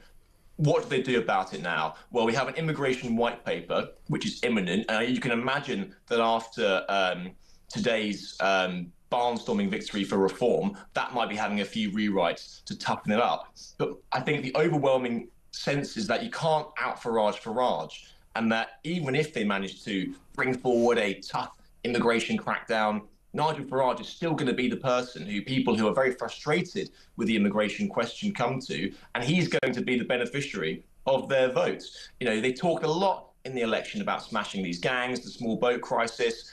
They're up about 40% since they got in. So at the moment, they're really failing to shift the dial. And I think only radical solutions now from Labour are going to save them from Nigel Farage gobbling into their vote even further.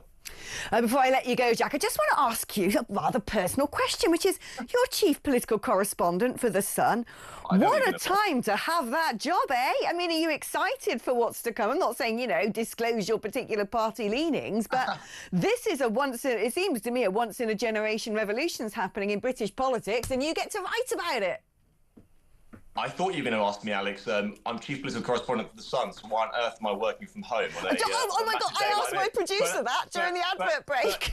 But what I would say is that I was up at 3 a.m. doing the online articles about the Runcorn by-election. So that is why I'm at home. I'm now having a day off and about to go and play a game of squash. That is an answer to the question which you did not give. But oh my goodness me, having a front row seat at a time of such upheaval in British politics is an absolute privilege, and people should be reading The Sun and watching Talk as much as they can to get the latest on it. There you go, a really good plug there for the News UK family. Jack Elsom, chief political correspondent at The Sun, enjoying a bit of a rest, having been up early in the morning, tracking all of those results as they come in. I know what it's like, mate. I was also up at 2 a.m. this morning, couldn't go back to sleep, in the GMB studio.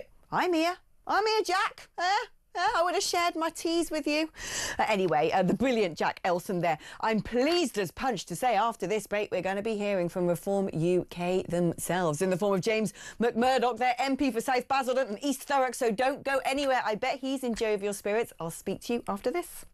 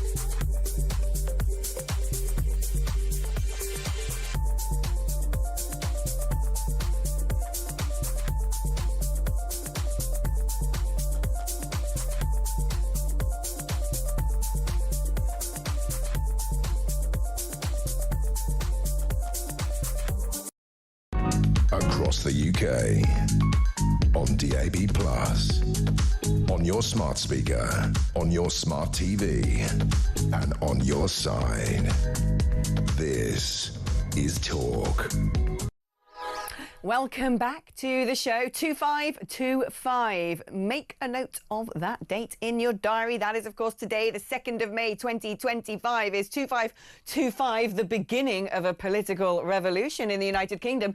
Let's speak to a man who I would venture is probably in quite good spirits this morning. It's James McMurdoch, MP for Reform UK for South Basildon and East Thurrock. James, congratulations. Wowzeroo, eh? These results, you must be delighted. Yeah, it's an extremely strong start, and it's well earned as well. The guys have absolutely worked their socks off. We said we were going to professionalise.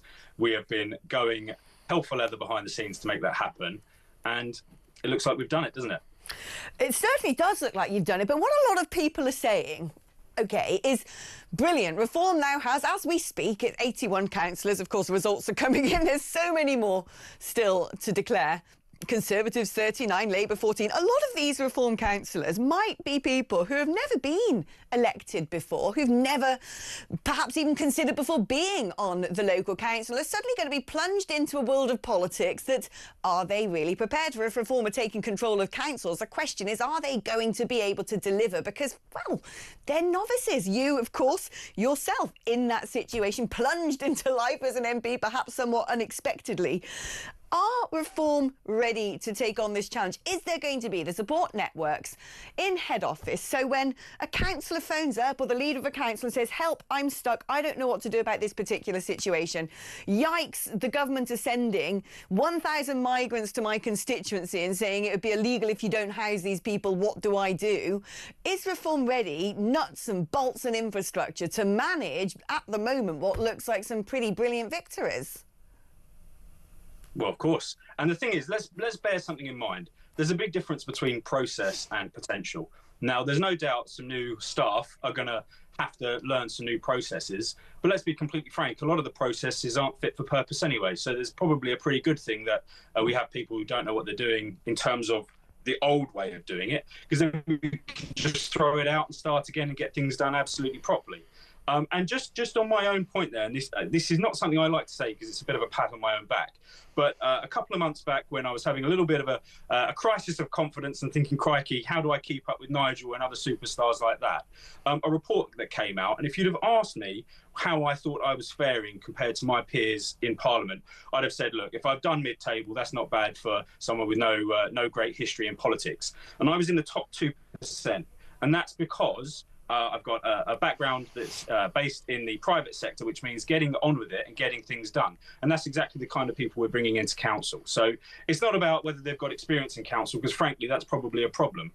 We've got a few people that have come in, we've carefully selected, who have come with a bit of experience, who can do a bit of steering and a bit of guidance. And everyone else is about potential and real life experience that can be applied in a common sense fashion to local council.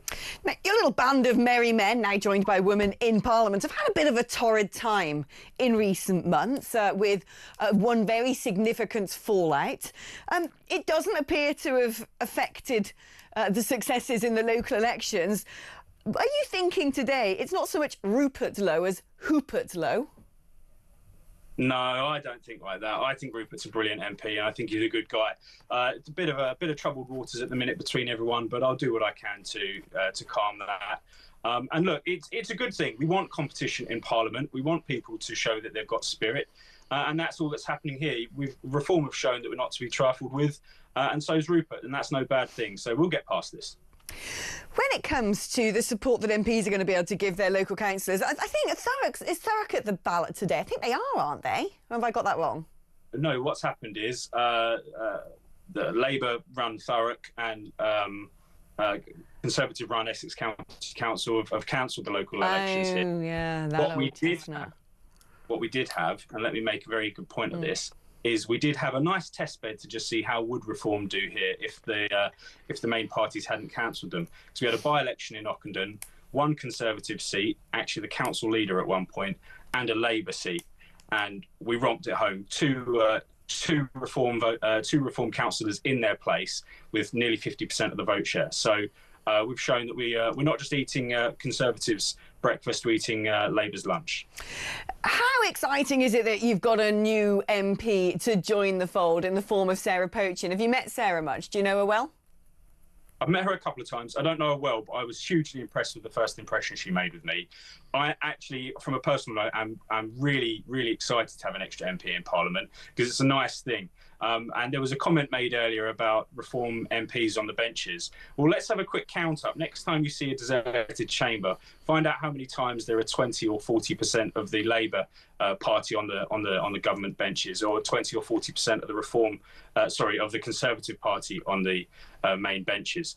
There's only 4 of us now. There's 5. It's going to make a big difference. And compare one more Reform MP at the rate of knots we're going versus just another faceless, nameless Labour MP hiding in the background doing as they're told. This is a really good thing for the country as well. It's an extra force to hold the government to account, and that's great. You're talking about Reform MPs on those green benches. And I want to ask you something, I hope you don't mind. It's going to be relatively personal, but, you know, hey, that's what I'm here for.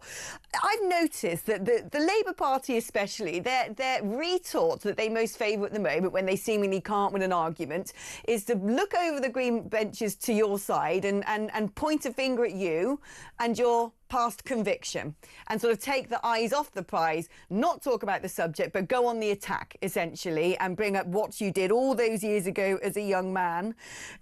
How difficult is that for you? It's not about how difficult it is for me. I deserve it. You know, 20 years ago, a week and a half in juvie, it was the best. That's the wrong way of putting it, but it needed to happen. You have to face consequences when you do things wrong to turn your life around, and that's exactly what I've done. I think Bridget Phillipson's really actually shaming herself and her party. And let's be honest, the only experience Bridget Phillipson actually has in the real world is 3 years working for her mum's charity. There's no reason she's making such a hash of the education processes she put in place. So look, that's really what we're saying about the Labour government at the moment, particularly when they have to resort to nasty tactics like that, is they have to go 20 years back in time to find anything worth complaining about. I'm doing the best to be a good person. My team are very, very, very supportive. We're getting on with it and doing the job in 2025.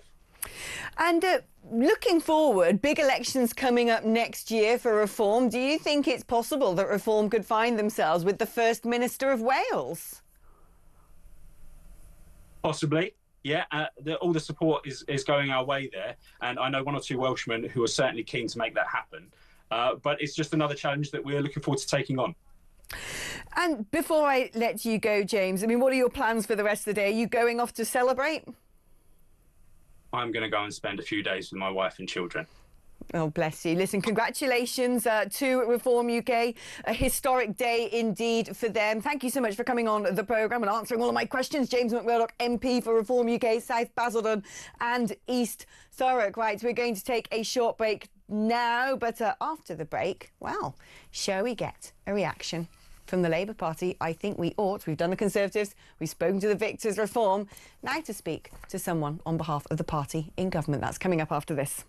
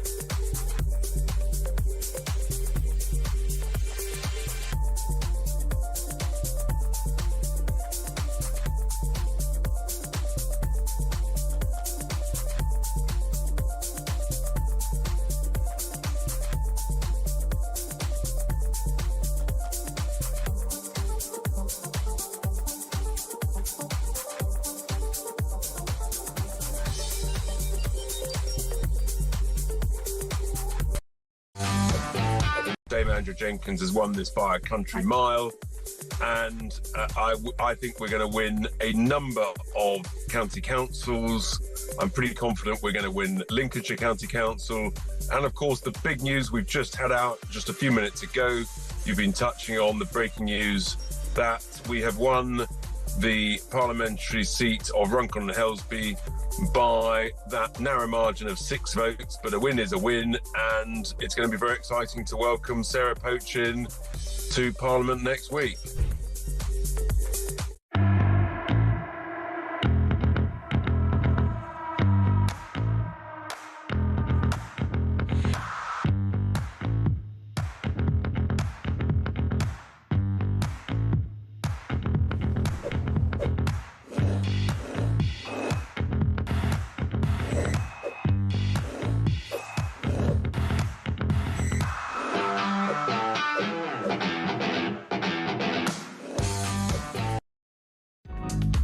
across the UK. On DAB+, on your smart speaker, on your smart TV, and on your side. This is Talk. Well, hello, welcome back to the show. We're still waiting to hear which direction councils themselves are going to be going in. At the moment, nobody has anything in terms of a majority on a council and leadership of a council. But looking at the number of councillors, Reform 81, Conservatives 42, the Labour Party 14, Lib Dems 9, Green Party 2.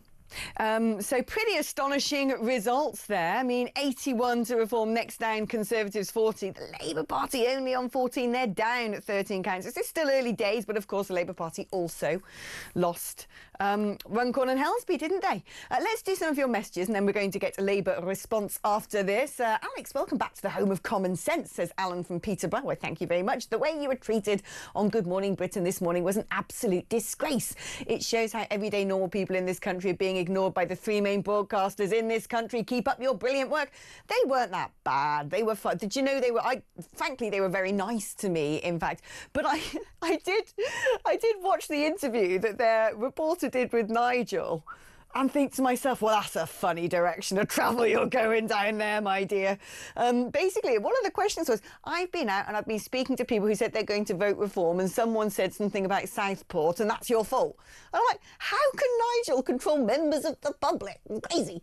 It was the sort of same old, they're the nasty party, they're hard right, that's how we're going to frame it. And it doesn't work. Wake up, it doesn't work. I can remember sitting there thinking the gulf now between the general public and the legacy media and legacy parties is so blooming big. If you stood on one side and tried to look back at from whence you came, it would be a dot on the horizon. Morning, Alex. Great show as usual, says Leon. Why, thank you. So happy that Reform is smashing it all over. Disappointed they didn't win in North Tyneside. Labour, 16,230. Reform, 15,786. And Conservatives, 11,017. Just shows that, like Nigel Farage said, if you now vote Conservatives, you get Labour. Alex, are the new Reform councillors ready? Asks Stuart. They can't be any worse than the far left, idealistic, incompetent liars at the Labour Party. So just crack on and do your best. Right, let's speak to someone from the Labour Party now. It's former Labour Special Advisor Paul Richards. Hello, good morning to you, Paul. Is it a good morning, though? That is no doubt the question on everyone's lips. I mean, the Labour Party, I don't know. They didn't go up and Sir Keir Starmer didn't go up to Runcorn and Helsby. Did he just decide it wasn't worth fighting for? He might be regretting that now. Reform got it by just 6 votes, don't you think? Good morning, Alex. It makes the point, doesn't it, that every vote counts and that we, in these days we say it's all about the broadcasters and the air war and all of that. And yet in that election, it was all about the ground war. It was all about getting out the vote. And, if it'd gone 10 votes the other way, we'd be waking up this morning to Keir Starmer, the comeback kid. He's pulled off this amazing coup. Labour, fantastic. It's just 10 votes either way. So I give all credit to Reform for winning the by-election, but that is what happens when governments are in power. They tend to lose by-elections to insurgent parties. George Galloway did something very similar in the last Parliament. The Lib Dems historically have pulled off these kinds of spectaculars in by-elections, but I wouldn't read too much into it. You say I shouldn't read too much into it, and of course that's something else. Is this a flash in the pan? Is this going to be a sort of moment of protest at local level that won't be sustained over the 4 years until the general election? Or is it that the issues that are really uniting a lot of people now up and down the country, things such as mass migration into the country, the rush to net zero, are things that the Labour Party don't really have any answers for? Because the problem is, if people are worried, seeing what's just gone on in Spain, worried about having some of the highest energy bills in the world, they're not going to see a Labour Party doing much to assuage those concerns, are they? Similarly, if people are concerned about people crossing the channel on boats, the Labour Party's policy is now to rehouse some of these people in rental properties. It doesn't seem to me like it's going to be answering voters' concerns over the next 4 years. I mean, the circumstances of the by-election where the sitting MP had belted a voter in the face and then kicked him on the ground. So there's a quite unusual circumstances. I'm not exactly surprised that voters were very angry with Labour. And so that's part of it. But to your point, it is also about policy. And I think any election, gives you a clue as to what voters are feeling and thinking. They are sending a message, and you can't just dismiss it and say, oh, it's just purely a protest. So I think on some of the issues you've raised there, of course, the government has to be looking closely at those and making sure that, when we talk about smashing the gangs, that has to be more than a slogan. It has to be a policy that does actually work. And if it's not working, then you change the policy. But that's the thing, it isn't working, is it? We've got record number of crossings. Other countries are considering things akin to the Rwanda scheme. Do you think the Labour Party have somewhat painted themselves into a corner by abandoning that policy as a gimmick, attacking the Conservatives over it, when other countries might start using something very similar and effectively? Well, I mean, Rwanda was just a big, expensive waste of everyone's time. But in terms of offshoring, processing and so on, that's still an option. And I think, Yvette Cooper has put all kinds of policies in place. There isn't a single simple answer, by the way. Your correspondents will be saying, well, just put the Navy into the channel and that's the end of that. But if it was that simple, governments would do it, And so you have to try lots of different things. But don't forget, Alice, these were local elections. This is about who empties your bins. It's not setting migration policy. Or foreign policy for that matter. It is about who delivers local services the best. And yes, the Reform Party pulled off a great victory in Lincolnshire by getting a mayoralty elected. Well, let's see how Andrea Jenkyns delivers local services to people in that part of the world. Labour, by the way, won 3 mayoralties last night. So, people are putting their faith in Labour to deliver services. So, you started this interview by saying, is it a good day? It's not as bad as we thought it might have been, frankly. We were talking about a bloodbath 2 days ago. And actually, Labour's, not doing so bad given where we are. The person who should have their head in their hands, though, of course, is Kemi Badenoch. They have been wiped out and they're getting eaten away by the Lib Dems in Middle England and by Reform in some of their other strongholds, so they should be in despair this morning. Yeah, I wonder at what point the sort of dark blue rosette ends up in the British Museum as a strange relic of the past. But you spoke there about Andrea Jenkyns becoming Reform UK Mayor in Lincolnshire. It would be, wouldn't it? Yeah. Becoming Reform UK Mayor in Lincolnshire, and how is she going to deliver? At least one thing people can say about Andrea Jenkyns is she's a seasoned politician. She may not have been mayor before, but she has been in politics a long time. She knows how it works. Now, Reform currently on 81 councillors. I wonder how many of those 81 councillors are brand new to the job. And he spoke about local services being all about bin collecting, delivery at a local level of the things that people feel viscerally on a day-to-day basis. How much is being a novice in that particular field going to impact on that delivery? Does it not matter? And sort of try and answer this in a non-partisan way. I know you're sort of here to back Labour, but I don't know, OK? Because everyone at some point is new to a job. You aren't born a councillor. You're elected for a first time in a particular role. How much will it matter if we have councils now under Reform Party's control, but people leading those councils who may not be seasoned professionals, so to speak? Well, I am Labour, as you point out, but above all else, I'm a Democrat, and I just believe in the joy of elections and getting real people elected to positions. And there's always this debate, professional politicians versus the gifted amateur.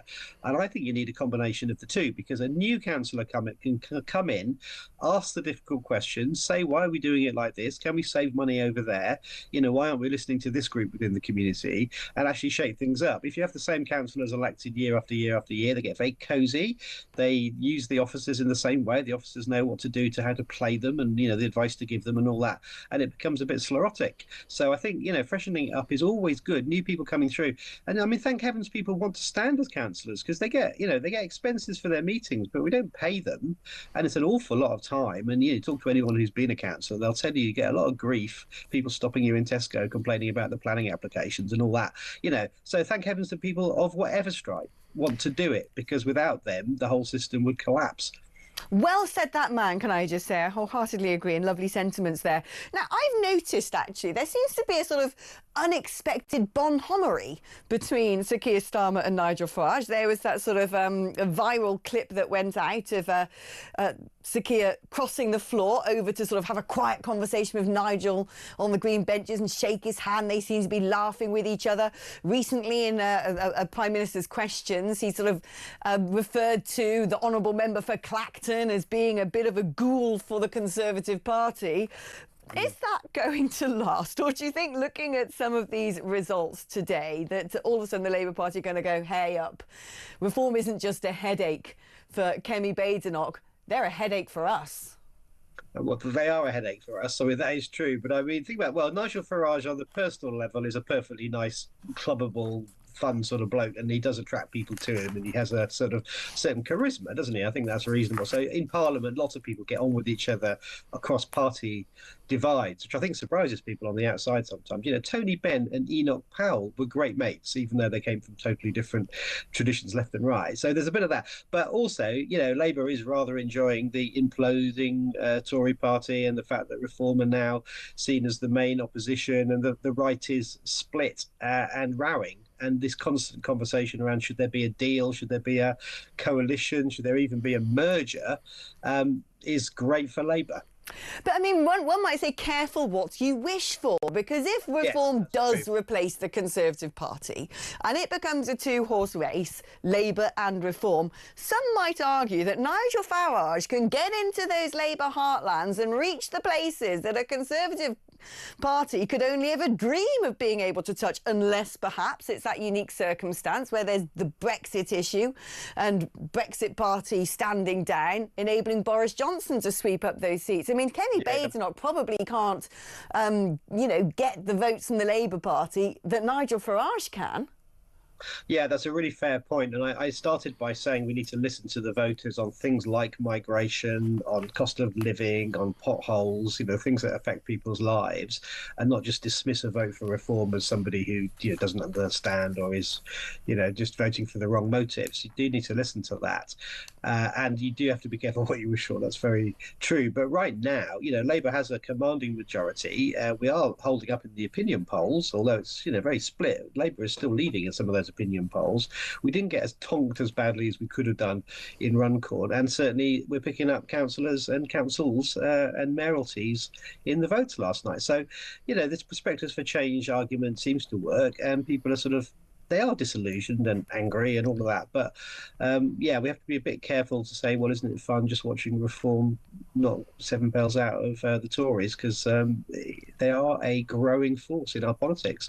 And you know, in our lifetimes, that's never been true before. We've always had pretty much a two-party system, sometimes 2.5-party system, but we've got a 4-party, 5-party system now, with Reform coming up as this kind of insurgent force. And mainstream parties like mine do have to pay heed to that.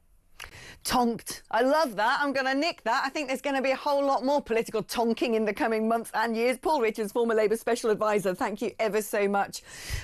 Brilliant interview there. I like it when people are just candid and can put aside the party politics and speak from their hearts. Let's speak to Philippa, who's in Dorset. Good morning, just about to you, Philippa. Morning, Alex. How are you? Yeah, I'm good. It's fun, isn't it? Hey, oh, what a day to be a broadcaster. Yeah, well, I was actually in Runcorn yesterday. I drove up from Poole and I was out canvassing. And I'm just an ordinary Reform member. I'm not a candidate or anything like that. And I was speaking to people, and there was a lot of people saying that they just weren't going to go out and vote. And it was because they just were so disillusioned with Labour, so disillusioned with politics. I said, you've got to get out and get your voice heard. And so I was talking to them about Reform policies and what Reform were wanting to do, getting into power. And I had a really, really good response. People were really, really, you know, pleased to see us when we were speaking to them on the doorstep and in the shopping centre near Reform HQ in Runcorn.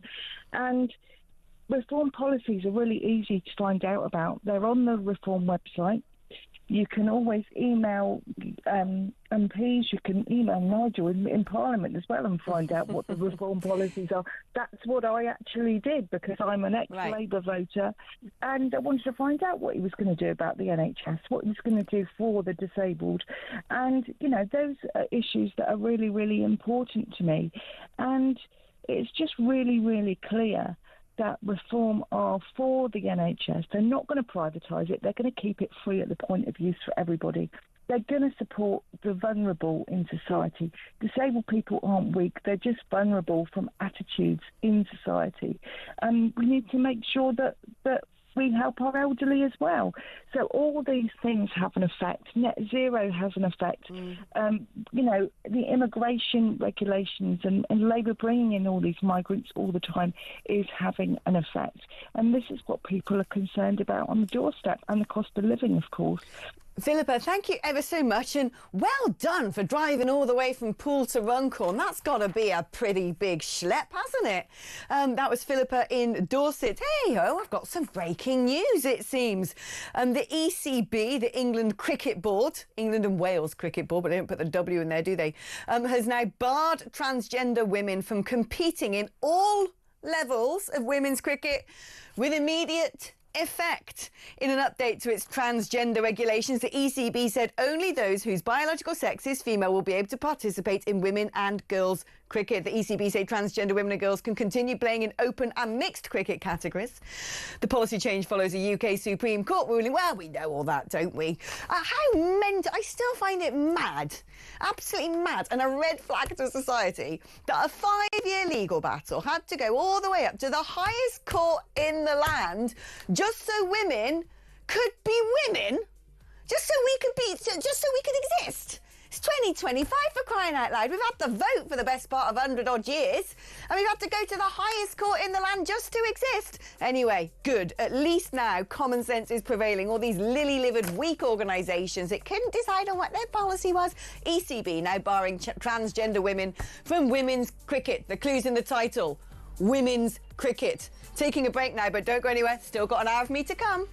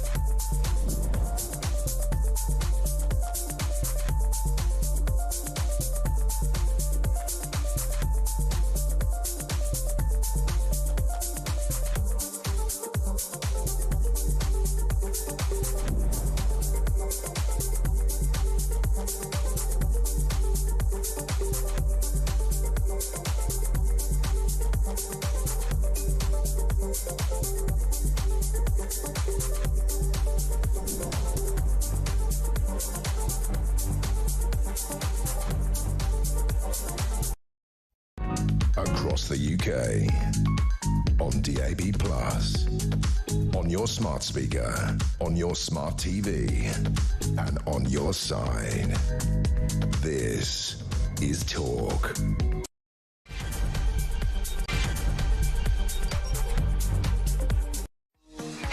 Welcome back to the show. It's flown by today. You know what they say. Time flies when you're having fun. And can I just say, having front row seats to watching political history being made sure is a bit of a buzz for a broadcaster. Like I keep saying, 2525. This is the beginning, I think, of a political revolution in this country. And you know what? I can't think of anyone I would love to spend this moment with anymore, other than maybe Nigel himself, than my former brilliant, exceptional, wonderful colleague and a really great friend of mine, another former advisor to Nigel Farage, Gawain Tola. Good afternoon. Oh, the times we had. Doesn't it feel, look, I'm not a partisan broadcaster, I'm not related to Reform UK anymore, but people know my heritage, and Gawain and I both worked in UKIP at the same time. Gawain did many more years than me. He's a proper vet. It shows. He's a proper vet. But I remember those feelings of euphoria in the UKIP days when we had the defections and we danced up and down the aisles at conference, and you roll the clock forward. I think last night did something to those of us with long memories within what I call the tribe. The OGs. Well, basically people who have worked or voted for or campaigned for or stood for parties led by Nigel Farage over the last 20 years. Yeah. There is still something that hurt. And that's what happened on the night that Carswell was elected in Clacton. John Bickley was not elected in Hayward and Middleton, and he missed it by 300 votes. Tonight, last night, we slayed that dragon. Yeah. We beat Labour in a by-election. We'd never done that before. The tribe had not done that before. But we took out a Labour seat. If you think of the seats we won at the general election, they were all Tory seats. We've now finally taken a Labour seat. And if we had won in Hayward and Middleton back in the day, Ed Miliband would never have given us the headstone. He would have busted flush. And he'd have had to go then. Yeah. Now the question is, the pressure on Starmer will be colossal. We hear. You reckon? Because I think that they're just sort of going, well, you know. We hear that there's going to be a reshuffle. Now, oh, really? There's quite a lot of gossip about that in Whitehall, and one of the things I think, one of the targets for that has got to be Ed Miliband again. Net zero. Net zero.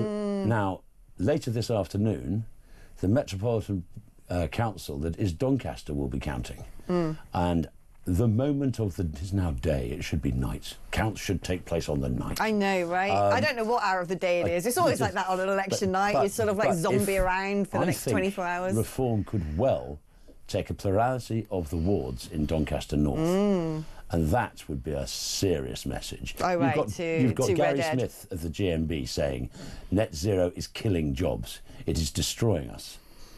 And when the GMB, one of the big union paymasters, is saying, oi, stop it. And the only party that is absolutely solid on this is Reform. The Tories are starting to go, oh, maybe we made an absolute hash of the last 14 years. Here's a question for you, OK? Because I put this to James Price, because he's been sort of, you know, nuts and bolts of politics, the Conservative Party, for a while. And one of the big questions of Reform when they start, I say when, because I think it's going to be when, not an if, taking control of councils. Well, tonight we'll take control of at least one.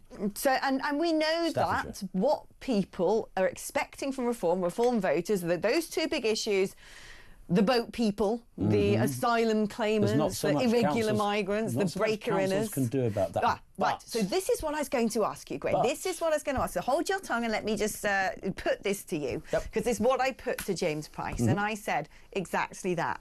There ain't much councils can do if they get the call from, you know, Home Office saying, right, there's a coach of 1,000 migrants coming your way, you've got to house them. What can they do? I hear 10-pole tutor in my head. Because if I, you know, and James said the same, if I was a Labour government, I'd be going, right, time to distribute these people out of the hotels. Where has Reform been successful? Put that in your pipe and smoke it. It's going to be tough. Do you want to guarantee not just a 6-vote majority in Runcorn? Do you want to guarantee a 6,000 majority in Runcorn? Because that's the way to do it. They've already 700 illegal migrants in Runcorn already. If you start piling more in, the people of Runcorn will know full well that their local council is not able to do much. They can possibly block where hostels. The ferry to Ireland goes from, one of the places? I don't know. I think it might be. I don't know. I was thinking Is that the ferry that crossed the Mersey? No, down the Mersey. No, it's a bit further up, Birkenhead or something. But the point is that if that sort of malice is carried out by the Labour government, they're in real trouble. Real trouble. If they start choosing Tory seats and Reform seats for their dumping ground, then they'll be in real trouble. What can reform councillors do that's going to look and smell and palpably feel very reformy for the people who have just voted for them? Well, what Farage has said and what Reform has said absolutely is they're going to do a forensic audit of every budget line in each council. Doging.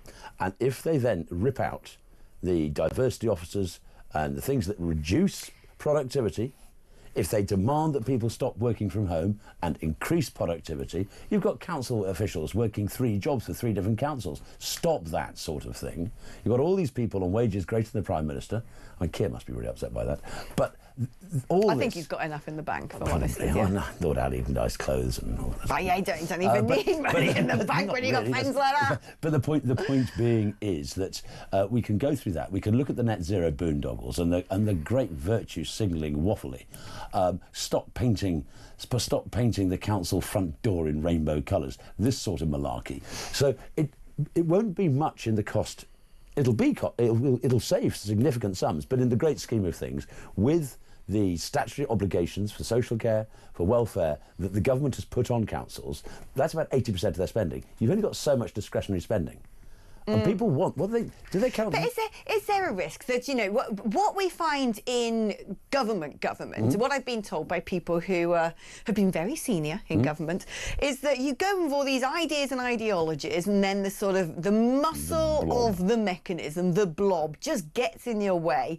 If they start doging things, scrapping positions such as, the rainbow lanyard wearing loser, telling people they mustn't work from home, I'm sure you look great with a little bit of blue.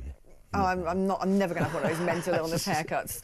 But aren't they just going to be faced with a barrage of unions threatening strikes, court cases, all of the sorts of things, muscle of the blob? At national government level, 100%. At local level, though? At local level, you'll get it. Because a lot of councillors have gone into near bankruptcy because they've been forced to backdate gender pay. We will fight these things on every beach that we can find. And I think if people are voting for reform, and if you look at the current map of Lincolnshire, the teal tide is spreading across the county, then they know what they're going to get. And they expect there to be a fight.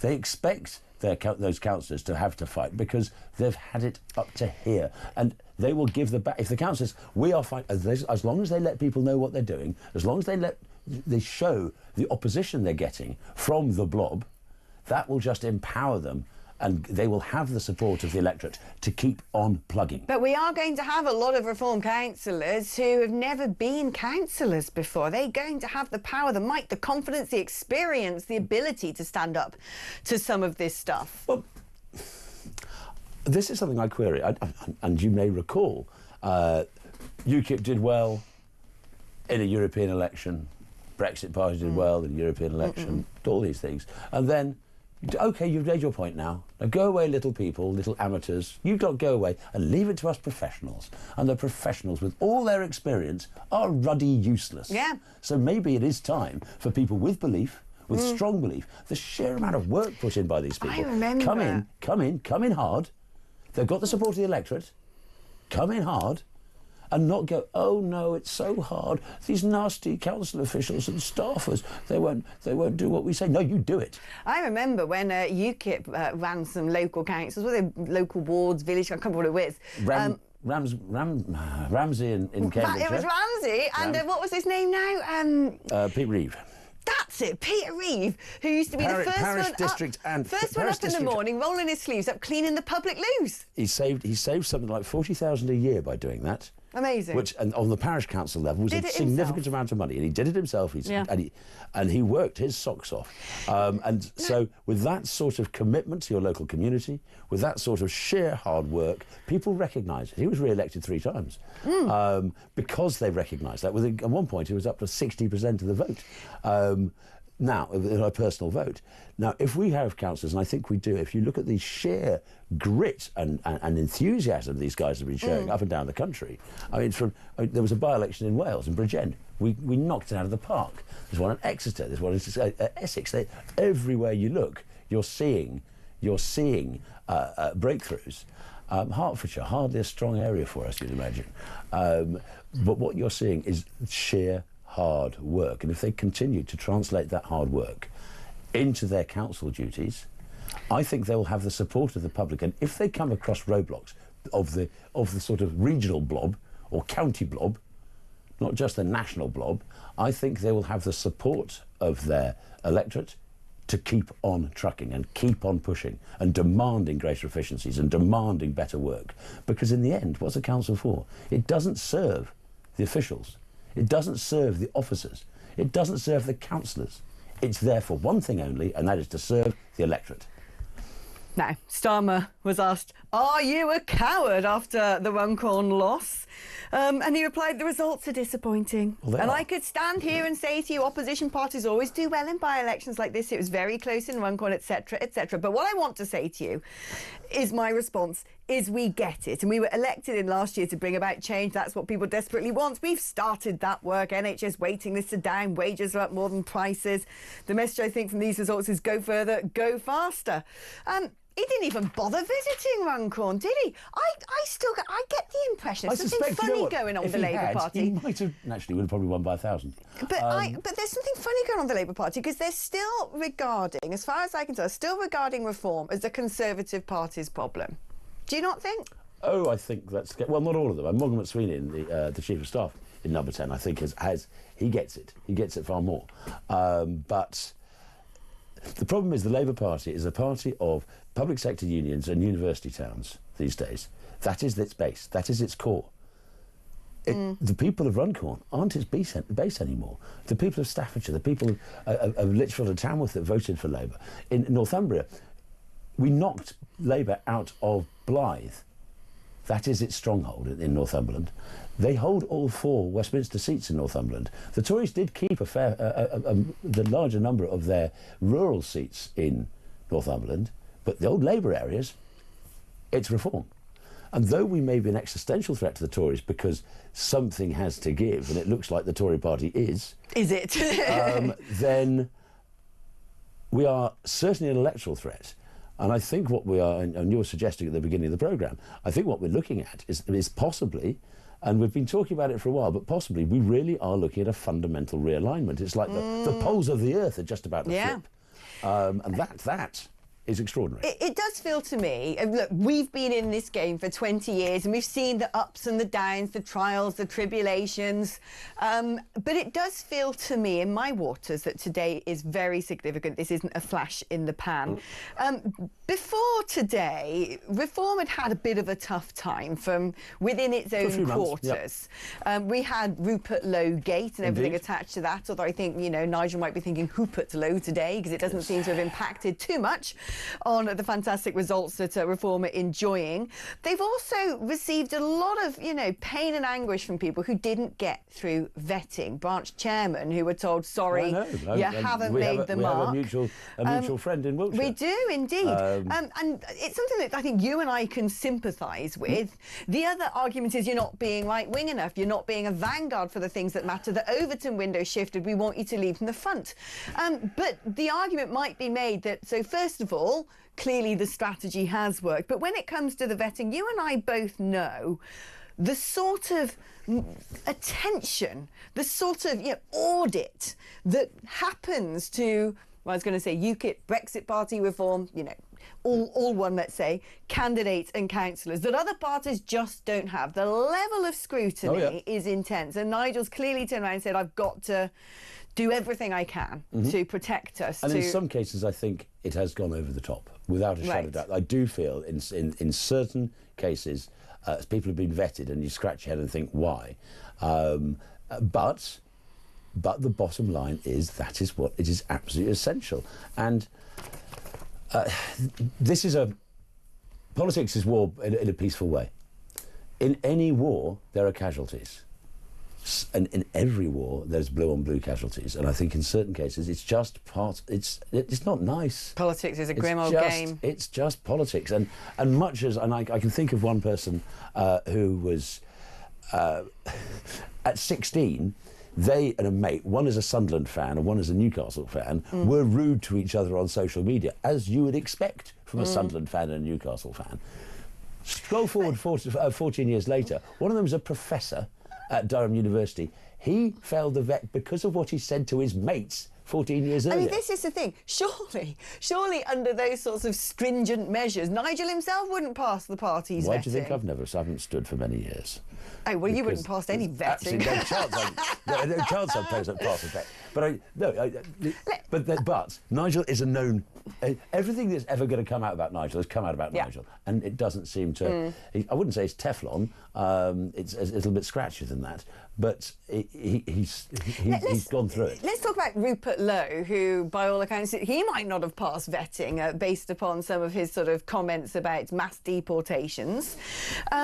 But a lot of people out there backed him. A lot of people thought he was going down the right route. He was being brave and bold and leading from the front, some might say. And what happened in that big fallout was, frankly, very unedifying. I spoke to James McMurdoch earlier. And he still seemed to want there to be a reconciliation. I'd imagine Rupert waking up this morning looking at those reform results, and perhaps there's something in his bones that say, oof, I wish I hadn't done what I had done, and wouldn't it be good if I could be back in the fold, given how successful they're looking. Do you think there's any chance? No. I'd like there to be, but no, I don't. Rupert has many talents, has many abilities, but he just isn't a team player. He just isn't. And his complaints about people, this is the position. How dare you? And what's more, I ignored them. I'm going to say what I want to say, whether I've been advised and whether the party says I shouldn't. No party can accept that. None. But one could argue there might have been a moment that this could have been salvaged, and there was a sort of flicker of discontent, and the party just poured accelerant on it. I am not going to defend how that happened, and I agree. There's a sort of wellness clinic in reform. It's Boysdale's. A couple of bottles of claret, some fine steaks, to listeners who don't understand why I cackle at that, the wellness clinic in the form of Boysdale. Boysdale is a Scottish restaurant owned by a sort of mad Brexiteer, Ranald MacDonald, which still has a cigar terrace and plays jazz and a whiskey bar, and it serves lots of steaks, and it's for a very long time been Nigel's favourite restaurant. He is very often spotted within the tartan folds of Boysdale. But I mean, that is our wellness clinic, and that at the right time, possibly before Christmas, because this was bubbling, and this inability to take discipline. Now, maybe he should have been given a job. Devil makes. Did they go to the wellness clinic together then? I don't know. I don't think they did. I think Nigel pulled down the shutters. But there was this. Rupert was making comments like, "I wanted to see him. I've texted him many times. I want to see him." You've worked with Nigel. If you want to see Nigel, what do you do? Just blimmin' go to his door. And the door wasn't very far away. Right. And he never went to the office. The office is only 500 yards from Parliament. If he'd wanted to see, if it was mattered to him, I need to see you, Nigel, this isn't working, something's wrong, walk down the corridor, walk in the door. Nigel, I want to speak to you. You've done it, I've done it in my time. He doesn't slam the door in your face. No point messaging the man who's got, more messages in his inbox. There's about 20,000 people in the country that know his number, and they don't stop messaging him. And also, actually, there's a man who actually knows about 20,000 numbers as well. Little known fact about Nigel Farage is he remembers everybody's phone number. About, at least it's kind of Forrest Gumpish. It's 2,000 to 3,000 in his head, just like that. Yeah. It is extraordinary. Gawain, thank you so much for coming. Oh, it's just like having a good old day. It's like being back in the Mog. For listeners who don't know what that is, the Marquis of... Yeah, I'll be there. Marquis of Granby. So Gawain, it's a little factoid. When Gawain and I worked with UKIP, we had offices in what were the former Conservative Party headquarters, which the EU had taken over on Smith Square in London to be their offices. And because UKIP had MEPs, UKIP was granted an office within this building. Except, of course, Gawain and I were working on domestic politics. We weren't allowed to misappropriate EU funds a la Marine Le Pen. And so what we did is we would put our coats every day into the office, walk out, take our laptops and go sit in the pub nearby, the Marquis of Granby, known as the Mog. And even to this day, we have a little reunion on a monthly basis at the Mog. I haven't attended for a while, actually. We do. But much to celebrate there, I would imagine, on the coming Tuesday. It's a little brass plaque on the wall outside saying Brexit was done here. Yeah, it surely was. Gawain Tola, former advisor to Nigel Farage, thank you ever so much. Right, we're going to take a short break now, but how does it feel to be waiting on tenterhooks to know if you have won your seat or not? People up and down the country are still in that situation as counts go on. Current numbers of councillors: Reform 113, Conservatives 47, the Labour Party 15, Lib Dems 20 and Greens 5. So there you go. Reform really streaking ahead with 113 councillors, but there is one particular Reform councillor who might not know his fate yet. We're going to be speaking to him after the break.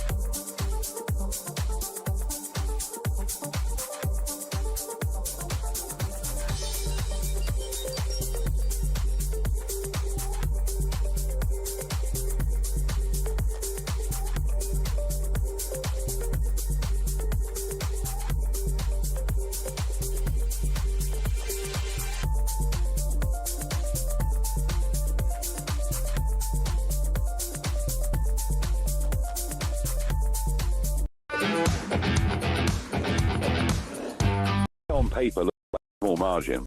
Huge win. Yeah. I mean, we've won something here in a safe, historic Labour seat, one of their safest seats in the country. And also, if you look at the results in Doncaster, North Tyneside that have come through already, you'll see 26% swings from Labour to Reform. But at the same time, go to Lincolnshire, traditional, safe, solid blue Conservative county, and Andrea Jenkins has won that by a country mile.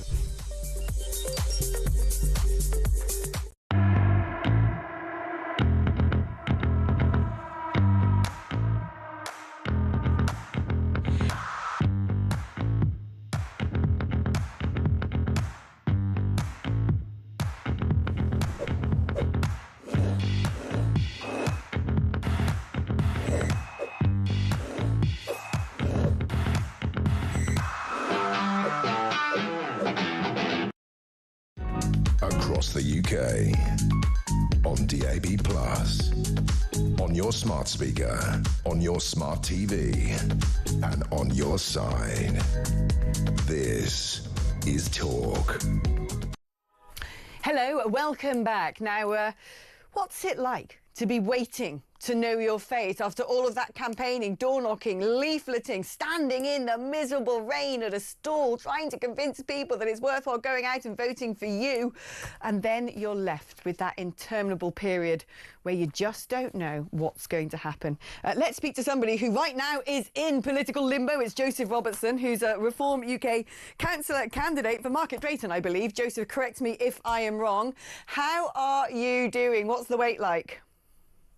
Hi, Alex. Yeah, well, actually, you know, it's not too bad. We've got some cake and tea and we've been waiting for the ballots to actually be verified. But For many people here, it's a nervy process because we simply don't know which way it's going to go around here. You know, it's a tight three-way contest between Reform, the Lib Dems, and the Tories in this area. And for me, you know, I was campaigning all the way until after 8 o'clock last night, getting those last few stragglers who still wanted to go down to the ballot box. We put blood, sweat, and tears into the campaign over the last few weeks with a brilliant team of volunteers. But you know, it's funny. Right now, there's kind of a sense of relief that it's done. We're lucky that we don't have a night count last night. I know some people were working hard through the night.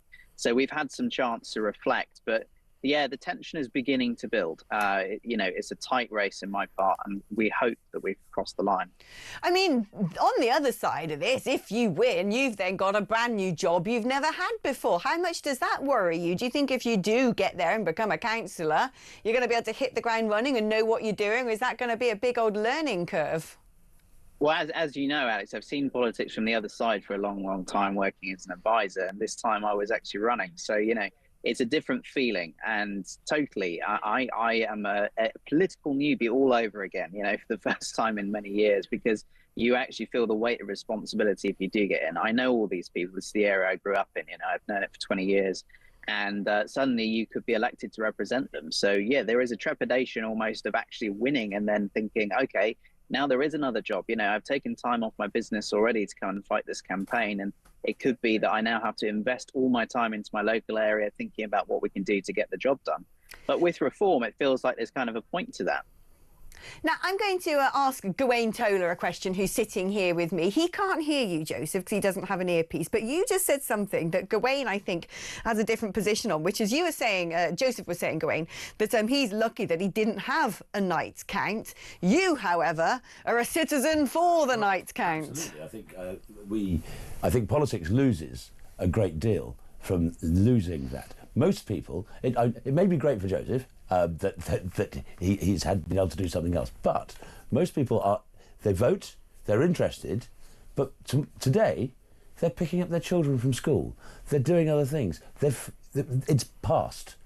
And if you remove the excitement and the thrill and all the rest of it, I vote coach cast, I wake up in the morning and I know what's happened, and then I'm engaged. But if it diffuses over a number of days, the interest, it becomes technocratic.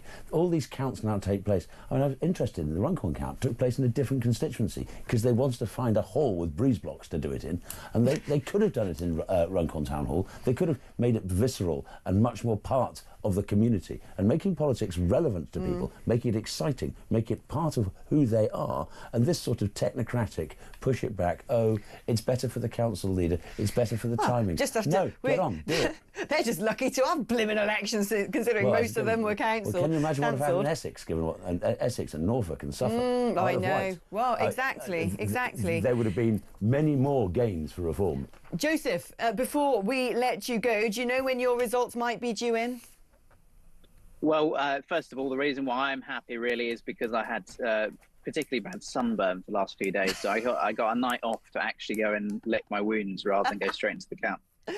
But I think I will probably know my results around mid to late afternoon today. It's going to be a lengthy process. I agree with Gawain wholeheartedly on one thing, which is that the bureaucracy in the county is astoundingly large. And, you know, the amount of red tape to go through this process is insane. And with all of that, they still can't get anything done. So let's hope Reform wins.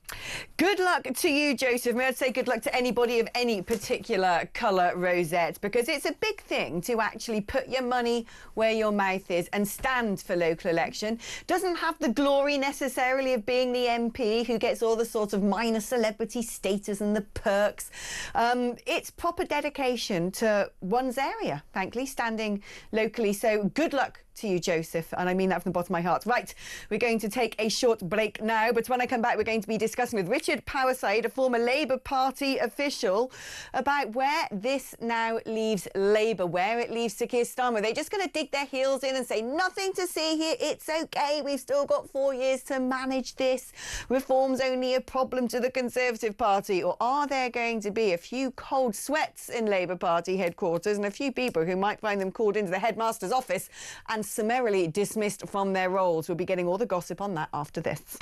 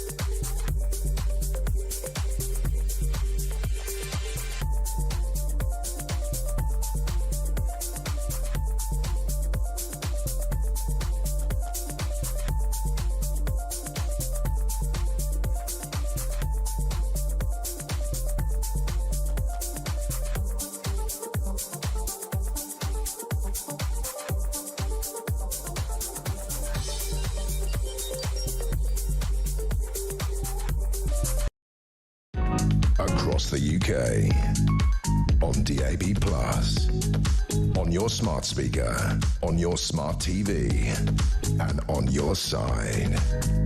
This is Talk. Well, hello, welcome back. And what a fascinating day it is today as local election results continue to come in from around the country. The picture looks extremely good for Reform. 113 councillors so far and counting, up 113, that's right. Conservatives, 47 so far, down 87. The Labour Party, 15 councillors, down 28. Lib Dems, 20 councillors, up 10. Green Party, 5 councillors, up 1. It's clear to see that if it's anyone's day, it is Reform's day. The Conservatives, a lot to worry about. But what about the Labour Party? Because Sir Keir Starmer seems to be playing it rather cool. He said the results are disappointing, and I could stand here and say to you, opposition parties always do well in by-elections like this. It was very close in Runcorn, etc., etc. But what I want to say to you is we get it. And we were elected in last year to bring about change. That's what people desperately want. We've started that work. NHS waiting lists are down. Wages are up more than prices. The message, I think, from these results is go further, go faster. Richard Powerside, former Labour Party official. I mean, really, is that what the Labour Party should be doing? Or should they be actually stopping, pulling up the wagon and going, hang about, have we got this right? Because perhaps what's happening today is a public rejection of net zero policies, a public rejection of things like scrapping the winter fuel allowance. Do you think that he's being a little bit too lackadaisical in his approach to reform? Anybody who thinks that today's results are because people don't like net zero is so completely off their trolley and obsessed with Twitter. I mean, it wouldn't even be worth having a conversation with them. You can be against it if you like. That's fine. You know, you've got the right to have your opinions. But every single poll from all of the polling companies that tell us how well Reform's doing, they also tell us that net zero is popular in the country, that even if you look at like Labour to Conservative switchers or Tory to Reform switchers, it's even popular with them. The number of people who are upset about net zero is about the same number of people who work for the Reform Party and talkTV. People are upset with the legacy parties, OK? That is very clear. That is abundantly evident today. Do you think Sir Keir Starmer sitting there and thinking this is fantastic, rubbing his hands together with glee, thinking this is a headache just for the Conservative Party? Or is he looking at the result in Runcorn and Hellesby, what was once a Labour safe seat? OK, Reform only won it by 6 votes, but won it they did. Do you think he's suddenly going, blimey, this is going to be a bit of a headache for us as well? So I think the kind of short answer is we'll have to wait to see the full results, because it's in that really granular detail that we'll get the really kind of important political information. But I think that probably by the end of the weekend, when we've got them all in, what we'll be saying is the people who are to the left of the centre were more willing to vote tactically than the people to the right of the centre. And ultimately, that's very good for Labour, right? And there's a very clear reason for that. Because even if some people are not particularly inspired by Keir Starmer, there's very few people, but they exist, but there's very few people who actively dislike him, whereas there are an enormous number of people who actively dislike Nigel Farage and or Kemi Badenoch. I don't think that sort of plays out when you look at that. I haven't got them in front of me, but maybe one of my brilliant producers can do that. But when it comes to the sort of personal approval ratings of the politicians, it seems to me that Nigel Farage tops the charts. I mean, it's simply a fact that he's a far more polarising figure than Keir Starmer. So the result of any election in which you're putting these individuals up against each other, or indeed, you know, if Jenrick ended up leading the Conservative Party, I think that is always going to really play into the hands of Labour, because the fact is that people want somebody who they can trust, and they're willing to vote tactically to oppose somebody who they think doesn't have the interests of this country, you know, at heart. They look at Nigel Farage, they look at somebody who has repeatedly said that he wants to get rid of our publicly funded NHS. And they just think, that's not somebody who I can trust. I mean, I'm looking at these results right now, and they seem to be painting a very different picture to me. Reform 113 councillors thus far, Conservatives 47 thus far, Labour just 15 thus far. Now, you might say, well, it's because most of those elections were actually happening in Conservative-held councils, but that's because the Labour Party saw fit to cancel a lot of them. If those elections had gone ahead, we might be looking at a bit of a Labour bloodbath as well, mightn't we? Oh, I think we definitely would have seen some Labour councillors, a large number of Labour councillors lose their seat under those circumstances. I think that the reasons for cancelling those elections, not cancelling, postponing them, were like technical and actually quite sensible. But I get why people are annoyed when they're expecting an election and it doesn't happen. The key point, right, is that minimum wage has gone up. Wages are rising faster than inflation. Finally, you've protected the triple lock on pensions. That's the government making that decision. It's absolutely the right one. NHS waiting lists are finally coming down, and we've delivered 2 million NHS appointments faster than expected. That's the kind of thing that in 4 years' time actually starts to change people's votes and means that they decide to go with the Labour Party. Now, is it certain? Is it locked in? Was today a fantastic result? No, of course not. Ultimately, Labour's got to stay focusing on people's cost of living and on public services, and that is the only way that you win an election. And ultimately, people are going to look at Nigel Farage, the guy who hates the NHS, and they're going to be like, yeah, maybe we don't want him.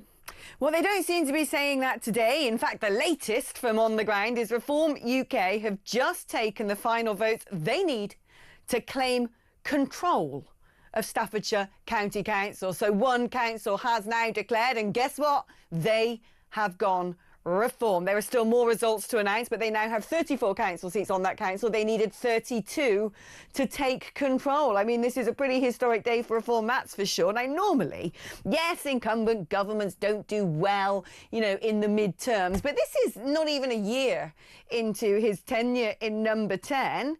And it ain't looking brilliant for the Labour Party right now. Normally after this sort of result, what happens is heads roll. There's a reshuffle. There's a rejuvenation on the horizon. Do you think Sir Keir Starmer is going to be calling a cabinet meeting next week and saying to certain individuals, do you know what? You've had your time. You're going to be swapped out? I dare say there will be a little bit of that. I don't know how dramatic it will be. I think the thing is that most people, not just in the Labour Party, but around the country and definitely in the opposition parties, everybody's incredibly conscious of the fact that whilst Labour can do great things like increasing the minimum wage and protecting the triple lock, and indeed really improving the NHS, which I think we will have done in the next 4 years, ultimately, like, this is such a terrible geopolitical and global economic context, and whoever's in government is really, really at the whim of whatever Donald Trump and Xi Jinping does. Now, is that an excuse? Does that mean that everybody should just carry on voting for whoever's in power? No, of course not. But it means the strategy of a government is not to turn around when they see some really bad local election results or slightly bad local election results and say, oh, we must change course. Rather, the sensible thing is to say, we've got a plan, we're going to stick to it. And, you know, if Xi Jinping doesn't totally screw things up for us over the next 4 years by, you know, invading Taiwan or whatever it is and upending the global economy, your lot seem to be a big fan of President Xi. Your lot seem to love a bit of President Xi. They can't go on aeroplanes over to Beijing enough. You have to be willing to have conversations with even very bad people when they're incredibly powerful. That's always been the case, I'm afraid to say. We're not a global power of the level of Beijing or Washington, and so we don't get the choice about whether we have conversations with these people. I want a government that's pragmatic and is willing to have conversations with the most powerful people in the country. It's very sensible. Talking about pragmatism and people who are mates of President Xi, certainly Ed Miliband's needed a bit of a helping hand from China to get all of the green stuff for his net zero project.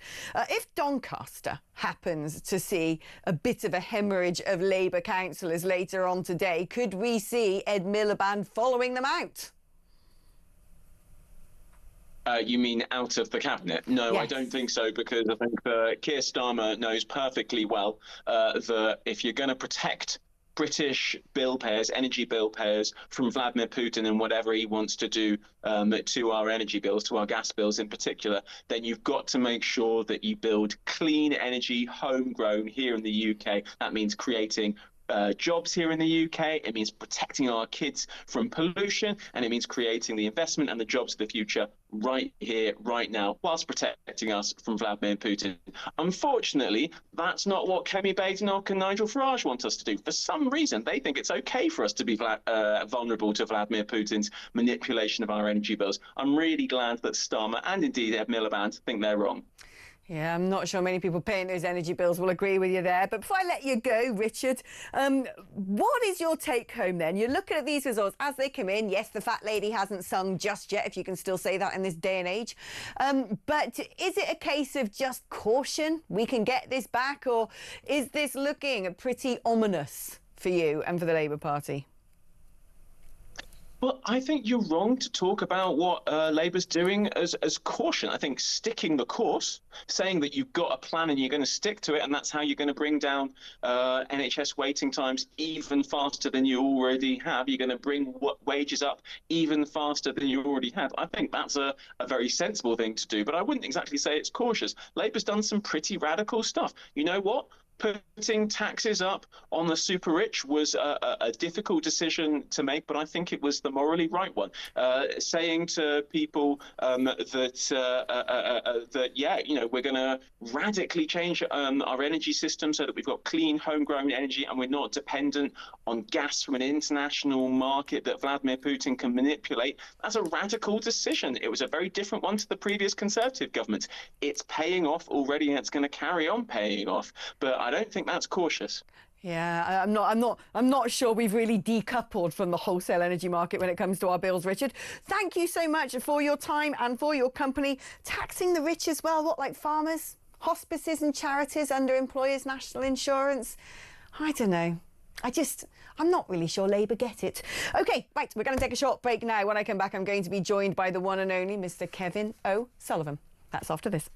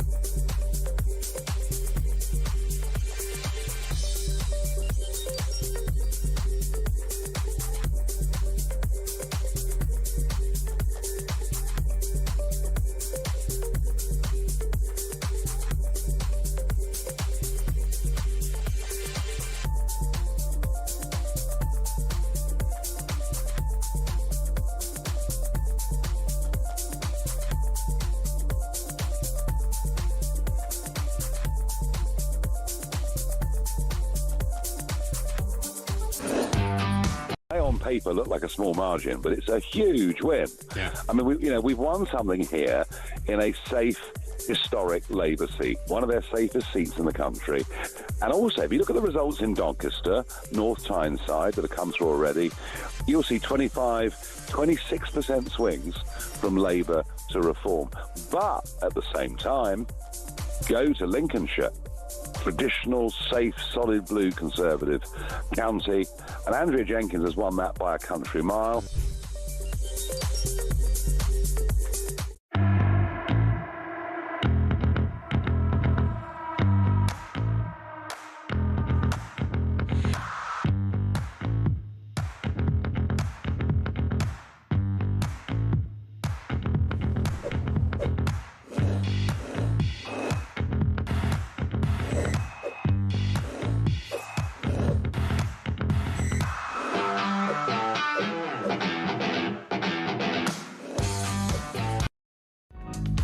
across the UK, on DAB+, on your smart speaker, on your smart TV, and on your side. This is... Hello, welcome back. Let's do some of your messages before we unroll the red carpet. Mr. Kevin O'Sullivan. Hi, Alex. Happy Cider Day, says Mike in Lincoln. Every day's Cider Day, darling. Listening to all the commentators and spokespeople for the two main parties, I truly believe they haven't grasped British politics has now changed forever. They can no longer make promises to the electorate they have no intention of keeping because we're not putting up with it anymore. I genuinely believe we've seen our last Conservative government and are living through the final ever Labour one. They've both failed the British people for the last 60 to 70 years, so on a massive scale. So good riddance, I say. And a few of you saying various things about poor Mr. Richard Power Said. Someone saying give him a regular slot. It was so entertaining listening to someone as deluded as him. I like Richard, he's a good man. He's just got very different politics to us. But interestingly, you know, talking about I don't think the main parties have really grasped what's going on, neither have the broadcasters, other than this here, you know, home of common sense that is Talk Towers. I mean, it's the same old nonsense questions. It's sort of this sort of veiled accusation that reform is somehow hard right, racist, homophobic, sexist, transphobic, you name it, all the isms and all the phobias, that is reform. It's the same old line of questioning that you just go, what is wrong with you? You do realise 90% of the viewers right now are watching this thinking you've gone tonto. And certainly that seems to be what Andrea Jenkins was thinking when she was interviewed by Sky earlier. Have a watch. I spoke to the Tory candidate. He left when you said migrants should be put in tents. That's good enough for France. That should be good enough for them too. Do you think that's a divisive way of conducting politics? I think it's what the majority and the silent majority think. That's what you think of migrants. That's where they should. And well, illegal migrants, people come here illegally. They should be put in tents like they do in France. And people seeking asylum should also be put in tents. Well, I think genuine asylum seekers, you know, like Ukraine, etc., that's a different matter. And then you also accused one candidate of. She said you were parachuted in, yes, and you made a comment about her South African accent. What did you mean by that? Well, what I meant is, how can they say I've been parachuted in when I spent most of my life in Lincolnshire school? Why mention the accent? Sorry. Because the irony of saying someone's been parachuted in who's not even from the country. I mean, I went to school, college, university, so I think... So someone who's got an accent can't be from this county? I think, actually, I'm not even going to answer any more of your questions. I think that your questioning is quite divisive. You're looking into things when it was a little play with words, it was a little joke because of the irony. Do you not understand irony? The only reason I'm asking is because Reform get a reputation for these divisive politics. Thank you very much. Reform get a reputation. Oh, shut up! Kev, I've got to hear your reaction to that interview. I mean, I've read a lot of it today, believe me, but that actually wins the prize for the most sort of disconnected, out-of-touch interview I've ever come across. It's pathetic. It's Sky News, which is pathetic, but it's the BBC technique. Every time they get a right-wing politician, and when I say right-wing, I mean somebody from the Tories or Reform, they feel they have the right to interrogate them as if they're criminals. Did you say 15 years ago that migrants should sleep in tents? Did you say that? You know, it's like, well, yeah, what are you going to make of it? I mean, it's just ridiculous. It's ridiculous, and I'm afraid that Sky News, Sly News, as we like to call them, bunch of left-wing idiots, no wonder they're dying a death, and the BBC and ITV and Channel 4 are just like the political elite. They don't understand that the times they are a-changing. We have seen an earthquake. This is a seismic event. And how are they interpreting it on the BBC and ITV? This is the end of the two-party system. No, it's not the end of the two-party system, primarily. What we're seeing is this astonishing ascent of reform. So they're trying to sort of say, oh, well, yes, Reform's had quite a good day, but so have the Lib Dems, so have the Green Party. Oh, shut up. You absolute idiots. No wonder nobody watches your shows anymore. Honestly, it's so infuriating. And by the way, on the part of Dame Andrea Jenkins, what a lovely woman she is. I'll tell you why people like Sky News, all these political reporter idiots on Sky News and the BBC can't really handle people like Andrea, is because unlike so many politicians, Andrea speaks human. She speaks like normal people. And by the way, when she said, why don't we put migrants in tents like the French, how many people around Britain do you think would agree with her? I agree with also, her. have these people never seen what a refugee camp looks like? It doesn't look like, you know, Hilton Park Lane. It looks like exactly what you're talking about, makeshift accommodation. I don't see what the problem with that is. You know, I had a similar experience at ITV earlier. They treated me very kindly. I do like actually doing ITV, so I don't upset them too much. But I sat there and watched their reporter interviewing Nigel, right, at the Runcorn count.